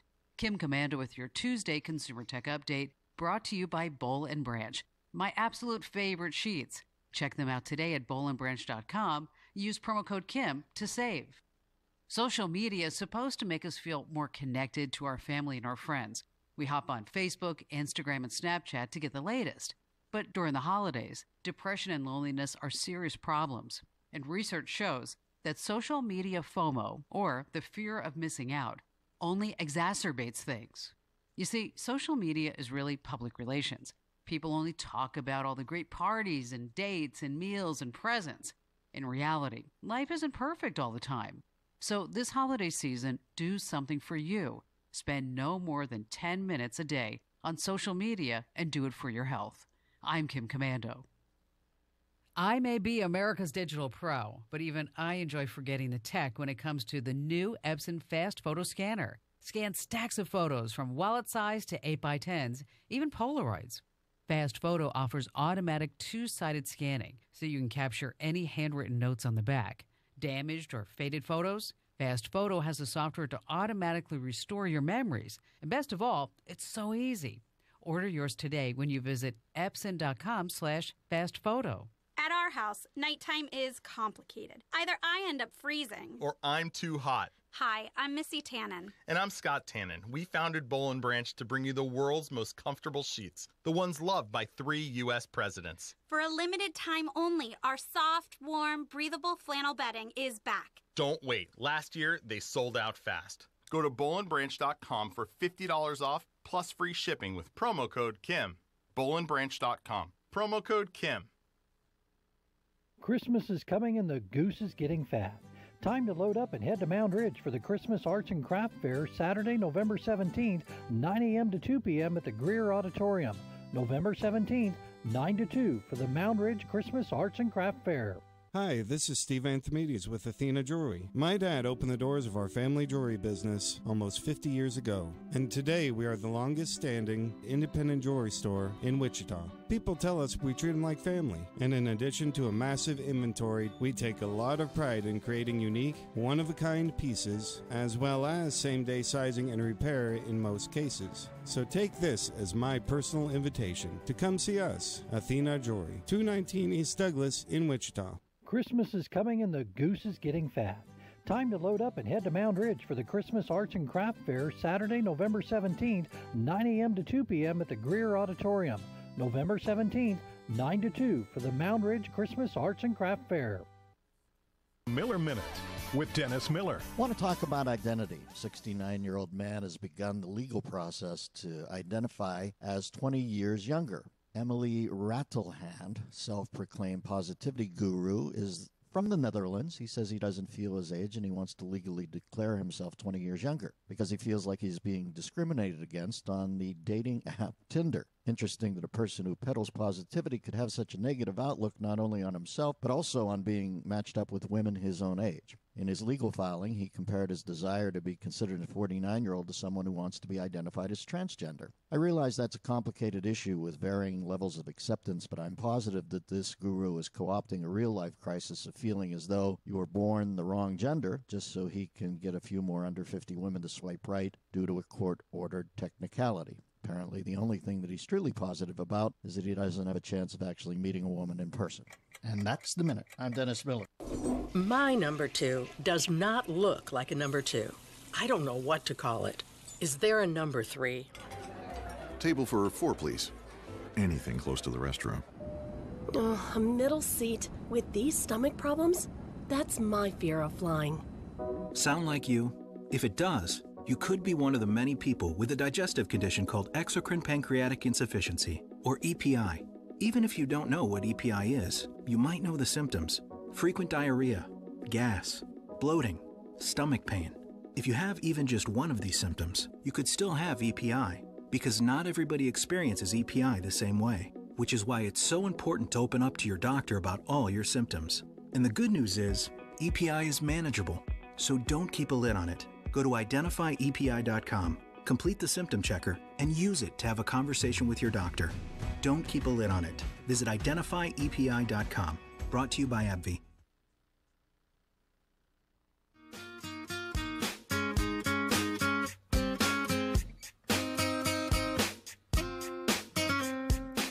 Six minutes past the hour. Welcome back into the Voice of Reason. Hanging out with Mark Walters, host of Armed American Radio. Again, you can hear him at 8 p.m. right here on the KQAM airwaves weeknights, along with Sunday evenings live from 7 to 10.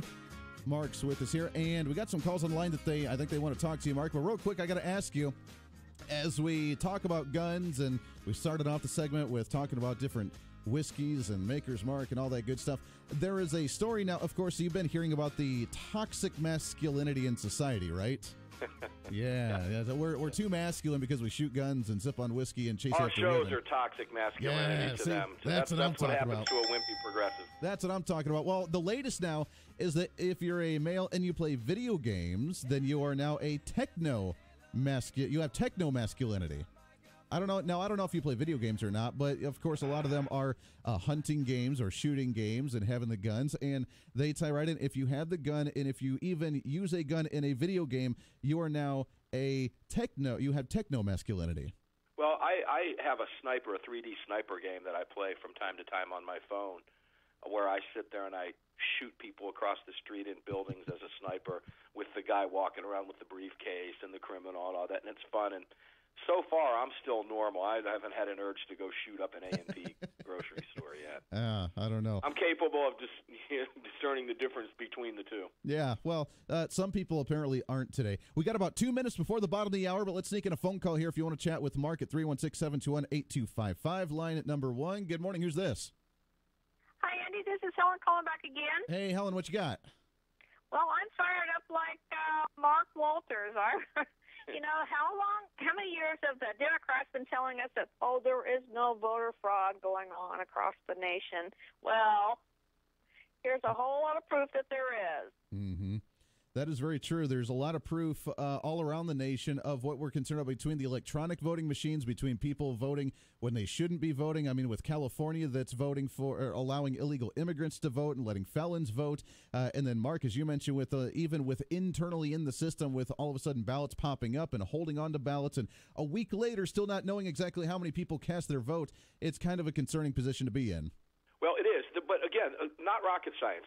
First of all, thanks for the call, and I appreciate the commentary because it's true. It just reinforces what we all know. Any thinking, intellectually honest person knows what's going on in the state of Georgia with Stacey Abrams and the Democrats refusing to concede in the face of a deficit of 64,000 votes. Mm-hmm. And then same thing in Florida with Scott and DeSantis. Forget the percentage. Look at the number of votes we're talking about here, okay? Right. But any intellectually honest person understands what's happening. And again, it's not rocket science. Speaking of rocket science, we put men on the moon. We can figure out how to get a vote tabulated in time. You would think so. Mark Walters, host of Armed American Radio. Can you stick around one more segment? I'll stay with you all day, brother. I love it. One more segment here. We got a lot to get to. There is new technology coming out. We've talked about with our city council member and things happening related to your gun rights. We'll talk about that and more when we come back. This is The Voice of Reason. Touch me 'cause I'm who can stop me tonight? You make me feel invincible. I feel it. Invincible. I feel it. Invincible. The latest news from the Big Talker, KQAM. As wildfires continue in California, in the city of Paradise, more than a dozen coroner search and recovery teams are searching for human remains. That fire has killed at least 42 people. Florida's election recount of its Senate and governor's races continues as lawsuits mount. Correspondent Rosa Flores tells us a judge has asked political interests in both Republican and Democratic camps to ease up. Yesterday in court, a judge asked both parties to simmer down, to bring down the rhetoric, because the judge said those words are being beamed all around the country. Officials familiar with the matter say President Trump could ask Kirstjen Nielsen, his Secretary of Homeland Security, to resign in the coming days. Continued frustration at her handling of immigration and border security said to be leading to Trump's frustration. CNN has announced it's suing the White House for suspending correspondent Jim Acosta's press pass. I'm John Trout. The holidays are coming, and the tools and the savings that come with them are already here at the Home Depot. If someone on your Christmas list would like some new tools from top brands like Milwaukee, Ryobi, DeWalt, Makita, Husky, or Rigid, make their wish come true and do it with savings that stretch your holiday shopping even further. This is how you gear up for Christmas. The Home Depot. More saving, more doing. If you or someone you know is struggling with addiction, please call this toll-free number right now. 800-390-9528. That's 800-390-9528. By calling your addiction team, you're taking the first steps to recovery. The help you need could be one call away. 800-390-9528. Make the free call now. 800-390-9528. Your addiction team is a third-party advertiser for various treatment centers and placement networks. Individual results will vary. Visit youraddictionteam.com/terms for more information. Kansas Mid-America Network News. Good Tuesday. The state of Kansas recorded more domestic violence-related homicides in 2017 than it had in more than 2 decades. A Kansas Bureau of Investigation report shows the 38 domestic violence deaths in 2017 was twice as many as 2016. KBI spokeswoman Melissa Underwood says 2017 was the second highest number of domestic violence-related deaths since records began in 1993. Kansas Republican Senator Pat Roberts working to get a farm bill passed to prove he's still a viable candidate for 2020. The bill is crucial for the 82-year-old chairman of the Senate Ag Committee. He survived a 2014 primary challenge against a political newcomer with less than 50% of the vote. Wichita Eagle reports that it's unlikely Roberts would be able to avoid another primary challenge or strong Democratic challenger if he runs again. Mid-America Network News. After 44 years as Shire Signs, Park City's Shire Signs is now Shire Graphics, with the highest quality of big truck and fleet logos, as well as vinyl decals and other vehicle graphics. Shire Graphics will still provide the highest quality of those items, and now is leading the area in digitally printed vehicle wraps. Superior quality digital vehicle graphics from Shire Graphics. Our niche is your need in vehicle graphics. From single vehicle to fleet, Shire Graphics at shiregraphics.com. At Starseed, we realize every farmer and rancher has a passion for conservation, which is why we offer conservation seeds. This season, let Starseed assist with your CRP, buffers, waterways, roadside projects, and any wildlife project you have in mind. Starseed works closely with landowners, dealers, and government agencies to ensure the best quality seed for all of your conservation needs. Call Starseed today at 800-782-7311 or visit our website at gostarseed.com. Hi, this is Phil Martinez at Phil's Coins. At the shop, we talk all the time about honesty and integrity. And in our shop, we've decided that honesty means nothing without integrity. So what I would tell you is that if you didn't bring your coins to Phil's Coins, honestly, you didn't get enough money for what you have. Come see us at Phil's Coins, 9344 West Central, or online at philscoins.com. Here's your latest forecast on the Big Talker KQAM. For this morning, sunny and clear, high 32, low tonight around 15. Tomorrow, sunny and clear, warmer, 42 and 24 the extremes. Sunny and 51 on Thursday, up to 54 on Friday, back to 42 Saturday. I'm Amp Harrell, and that's your latest forecast on Wichita's big station, the Big Talker, AM 1480 and 102.5 FM KQAM. At 8:35, it's currently 15 degrees.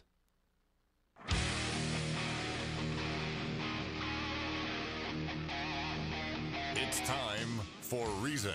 But conservatism, that is not dead. Actually, we're going back to that, and we're doing that in very large steps. We are repealing government mandates. We're repealing big government regulations. We're getting the economy going again. We're focusing on the private sector. We're doing some really great things that lead to what the Tea Party's been fighting for a really long time.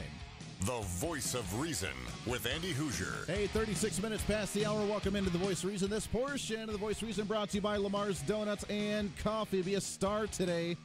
Be a rock star on your way to work. I know it's cold. Start off your morning by picking up a dozen donuts from Lamar's. It's a great way to start each and every single morning. There's 3 locations in town. One just south of Rock and K96. One at Tyler and Mays. The other, Harry, on the east side of Hillside. Try them. You'll definitely like them. Lamar's Donuts and Coffee, also online at lamars.com. Go check them out. By the way, I have not forgotten, we still will do our turkey drop today, KQAM Turkey Drop, presented by Yoder Meat. 3 locations in Wichita, 1 in Yoder. And, Mark, you remember that old promotion that, oh, my gosh, they're turkeys, and they're falling out of the helicopter? I do. Yeah, we're doing that. We got our businesses. We drop a turkey on a different business every single day right here for the next 2 weeks and giving away a turkey. I love it. Come on down here. It's not flight's not too bad. Come on. Yeah, see? That's what I'm talking about. It's the way we roll. I like it. Mark Walters, host of Armed American Radio here. You can hear him weeknights at 8 p.m., also live on Sundays, 7 to 10. One more segment with us here. There's a lot of interesting news coming out when it comes to the Second Amendment. One of them, now I got to admit, I have not followed this story very closely, but it's popped up here and there, and it's concerning. And I don't know whether it's one of those like, oh, the dude was crazy and it was legit, or it was, oh, hey, this is the new laws of saying that you're not capable of carrying a firearm. We're going to come get them, and then there's going to be a shootout. But the story of the police officer that shot the individual in his apartment as he defended himself and said that they were there to confiscate his firearms. What's the deal with this story? You got a 61-year-old guy. This is very disturbing, and I want you, listener, to pay very careful attention to what Andy has just brought up, for the reason that the U.S. House of Representatives and the Democrats, I promise you, are going to pass a federal ERPO, Extreme Risk Protection Order law. They're going to try to do this. What we're talking about here is an Extreme Risk Protection Order, which gives family members who don't even live with you the authority to notify authorities, the ability to notify authorities that they don't think you should have your guns because they're concerned about your well-being. And law enforcement in the state of Maryland can then go to that individual's home on that request at a court order without bringing you into court. You don't have any idea this is coming. And show up at your door and serve a warrant to deprive you of your Second Amendment rights and confiscate your guns on the spot. So this isn't even like a hearing to where you go and they verify to see whether what they're saying is legit or whether, you actually have the mental capacity. It's just, they get the court order, they come and take your gun, and you have no idea. That's correct. You can then petition the court to get your guns back. There is no due process. It's a complete violation of our 14th Amendment rights in this country. Now, here's where this gets very complicated. This individual was at 5:17 in the morning. I want you to keep in mind that this man was sleeping. He had no idea that a relative called and said he shouldn't have his guns. He had no clue. He wakes up, he's pounding on his door at 5:17 a.m. He answers the door with a handgun. I would too. Yes. At 5:17 in the morning. Hell, I'd answer it with more than a handgun. Right. At which point he saw it was law enforcement officers. They were serving a warrant on him. He put the handgun down. When he found out what they were doing and they forced their way in the house to come after his firearms against his will, he had no idea this was happening. Imagine waking up at 5:15 in the morning to pounding on your door, and all of a sudden cops are at your door telling you they're coming in your home to take your property. You have no idea this is happening. Of course you're going to be irate. Right. The man set his gun down. When he realized that the cops were coming into his home to take his things, he got irate. He reached for the gun, and he was shot and killed. This is a man killed for answering his door at 5:17 in the morning, who had committed no crime, who was not accused of committing a crime, who did absolutely nothing wrong, had no idea why they were there, is now dead. And the Democrats want to make this the law of the land. That's a very concerning story. And the fact that we can pass... I would submit that it's beyond that. Of course, it's very concerning, but it gets deeper than that. This man is dead now. And from what we understand, and again, this was running on CBS, all the major networks, the leftist propaganda networks. But the fact that they're even covering this, to me, is remarkable, quite frankly. And I'm glad they're covering it, honestly, because Americans need to understand what's happening. This man was no threat to anybody. The niece who lived with him could not believe. She claimed that it was a vindictive move by somebody in the family that had gotten into an argument with him. And we've been warning people for a long time. Oh, but nobody's going to do that during a messy divorce, would they? No. No woman has ever lied about a man to keep the kids. Yeah. No man has ever lied about a woman to keep the kids. Okay? These things get messy. Right. And for gosh sakes, if you want, at the very least, an extreme risk protection order should say this person has to make this accusation to a judge, and that individual needs to be taken before that judge and say, this person is making this accusation to you, and the man should be able to have the ability to stand there and go, she's out of control, we got into an argument, and make his case in court. Right. Or her. I mean, it could go the other way as well. Either way. In this case, we're talking about the 61-year-old Gary. He didn't have that opportunity. Sure. He had no idea they were coming for his guns because someone accused him of something, and he had no clue. This is a very, very dangerous. But that's right. The Democrats tell us they're not coming for our guns, and by all means, no one will ever abuse this, right? Well, it almost goes down to what they tried to do a few years ago when it comes to the doctor, and the doctor should be able to ask how many guns you have in the home, and then if they say that you're depressed for some reason, you have some kind of mental incapacity to whatever degree, then, oh, you know what, you had the firearms. Now we need to notify law enforcement and let everybody know that you have firearms when you probably shouldn't, and it's just another way of saying, hey, we don't like the fact that you do because... even now they try and say, oh, you're conservative, you're against the government, that's conspiratorial mindset, you must be a kook, and now you shouldn't be able to have firearms. This was the big threat when when Obamacare was being pushed through. Right. And so forth. This is the danger of getting the government in every aspect of your life. And this, again, all signifies what we have to do here. This is a culture war that we are in. The Democrats want complete control of your life, and I submit to you that it is absolutely no coincidence that the party that likes all these things we're talking about is also the party that wants your guns. Mm-hmm. That's not coincidence. You have to start asking yourself, why is that? I don't see the Senate or the president signing anything, again, like you mentioned in the previous segment, is that it may be tied to something else. But how many states have this type of law right now? lost count right now. They're becoming all the norm, including Florida, believe it or not. Governor Scott, a Republican, signed it. Wow. Into law. It's a travesty what's happening right now, these knee-jerk reactions. But it's very, very important that listeners understand, that you understand, that I understand, that all of us understand the amount of money coming at us.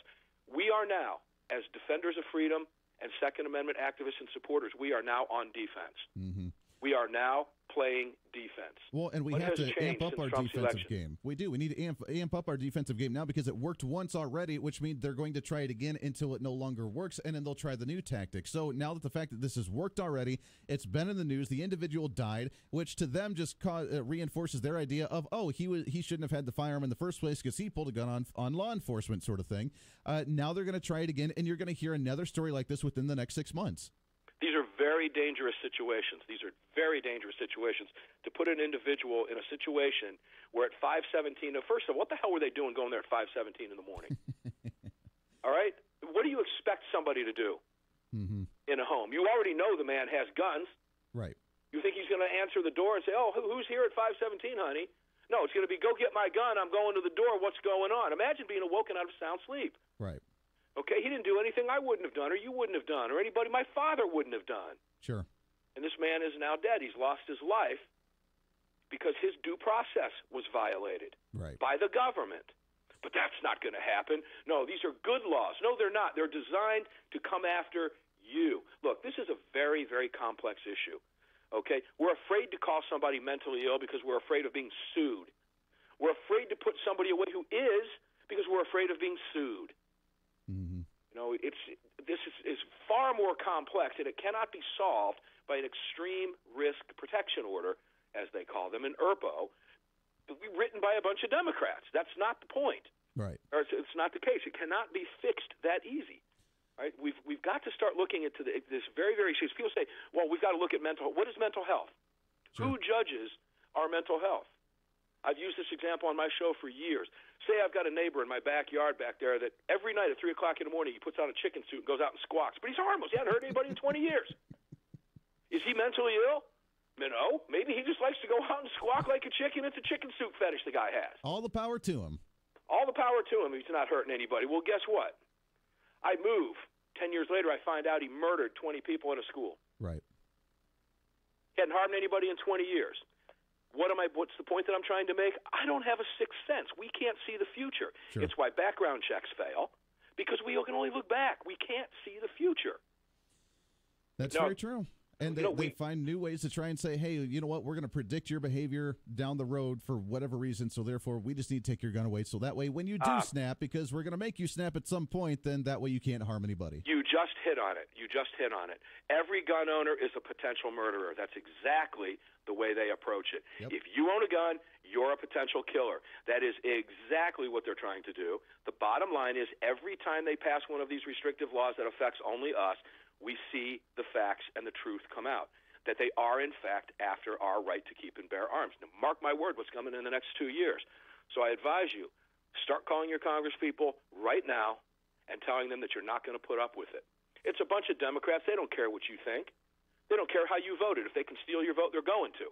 But the fact of the matter is you've got to stand up and be heard, period. It's the only thing they'll listen to, even though they don't listen to it. Well, you keep advocating for that every single day. I know that Georgia's going to go the right direction when it comes to their election. Florida's going to do the same. As you mentioned here, we're not going to really gain anything, but hopefully we're not going to lose anything either with a conservative legislature. So we're going to be in semi-decent shape as well. I guess we're going to be stagnant at number 3 in the country for the gun rights, at least until we get somebody else in power. You're just idling. You're on idle mode right now. You're pulled up to a traffic light for the next 4 years. You're just going to sit there and waste fuel, unfortunately. But that's pretty much, here, let me tell you something. If Bryan Kemp pulls this out, which he's going to because he won the election, you're going to see Georgia moving a gun rights agenda forward on steroids. Georgia will surpass Arizona, become the number 1 gun-friendly state in the country. It's very important that we get Bryan Kemp in this office. He's already won the election. We just need to solidify it and end this Democrat socialist nonsense. I love it. Mark Walters, host of Armed American Radio. You can hear him every evening right here on KQAM at 8 p.m. His live monster broadcast on Sundays from 7 to 10 o'clock. Mark, it's always fun. There's never enough time, and we got so much more to talk about. We just have to get you back on again soon. Anytime. anytime. Let me know. You know I'm open. Thank you, Andy. I love it. Mark Walters right there. We'll take a break. Open lines to you. We got a few calls on the line. Stay here. We'll get to you as soon as we come back right here on The Voice of Reason. This is The Voice of Reason with Andy Hoosier on the Big Talker, KQAM.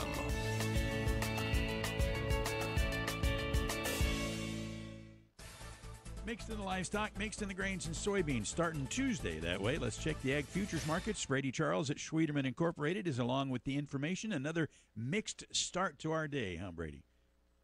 Yeah, mixed in the grains and the livestock again, with the soybeans higher today and the corn and wheat a little bit lower.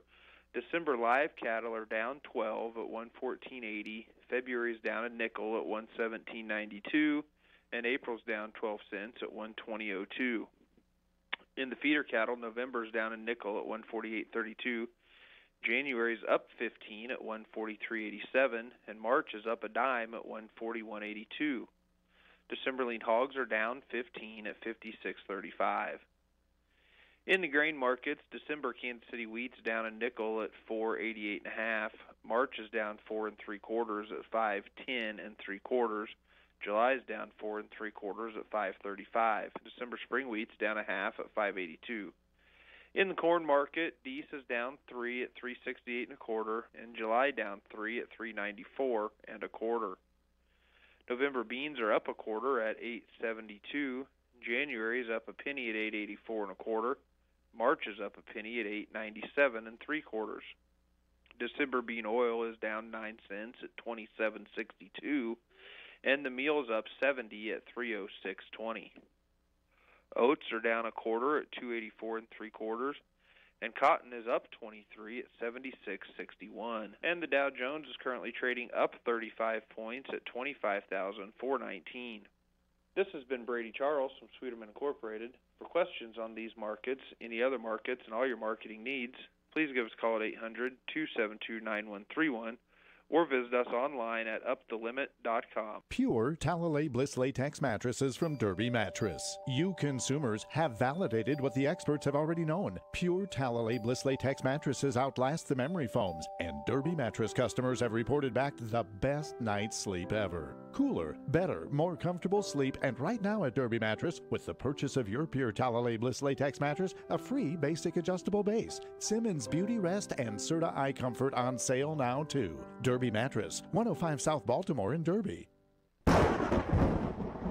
In Kansas, severe weather can come in an instant. Your home suffers every season from wind and hail. When disaster strikes, you need someone you can trust, someone local, someone like Morrison Roofing and Construction. Founded in Derby and serving South Central Kansas, the local experts at Morrison offer free estimates and emergency tarping. Don't trust your home to those storm chaser companies. Stick with the local experts. Morrison Roofing and Construction, 316-202-8000. That's 316-202-8000, or visit them online at morrisonroofing.biz. There it is, Black Friday, and I know everybody has a sale. But at Rusty Eck Ford, our sales are always bigger. Now through November 30th, get up to 30% off a new Ford Focus. Ford Escape, 25% off, or choose 0% for $72 and $1,000 back. F-150 XLTs up to 25% off, or our exclusive 0 for $72. So come gobble up the savings at Rusty Eck Ford. If you don't come and see us today, we can't save you any money. Doing yard work this weekend? Just when you thought it was safe outdoors? Beware. Mosquitoes aren't only a summer problem, they're still here. And a health hazard. The American Mosquito Control Association advises August, September, and early November are peak months for contracting West Nile virus. Yikes! It's serious and not to be ignored. What to do? Eliminate all standing water. Mosquitoes breed in as little as 1 teaspoonful. They go from egg to adult in 7 to 10 days. So dump and refill your bird baths every 5 days. Don't just beware. Be aware. Remember, they're most active at dawn and dusk. They're drawn to cologne and dark clothing. And always wear a good repellent containing DEET. Mosquitoes aren't just a pest. They're a real threat. For more tips, visit our website at onthehouse.com. Did you know your concrete porch and steps, patio, pool deck, garage floor, Even your ugly laminate countertops can be resurfaced with real stone as easily as painting? I'm Peter Deitch, president of Deitch Coatings, and I'm here to say you can. Tastefully accent surfaces all around your home with just a roller and a brush to achieve beautiful, high-performance stone finishes that last. Why wait? Deitch Coatings are available to you factory direct and online at homedepot.com. Plan your next project at DeitchCoatings.com. That's DAICH Coatings.com.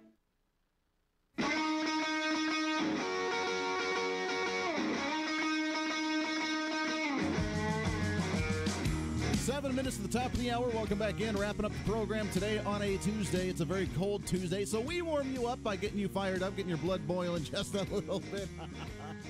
Or we just like to have fun. Either way, I don't know. 316-721-8255. It is open lines to you. We may do the turkey drop. May do 2 of them tomorrow just because we're running out of time, and we got a lot of people that want to come on the air. So our KQAM Turkey Drop presented by Yoder Meats. 3 locations in Wichita, 1 in Yoder. Online at yodermeatsks.com. We may do 2 turkey drops tomorrow. Let's see how it goes. Let's sneak in a couple calls here, shall we? Line number 1. Good morning. What's your name? Good morning, Andy. It's Nick. Nick, what's going on, sir? How we doing? I'm doing well. Hey, I was hoping that I could ask Mark this question, but I guess not.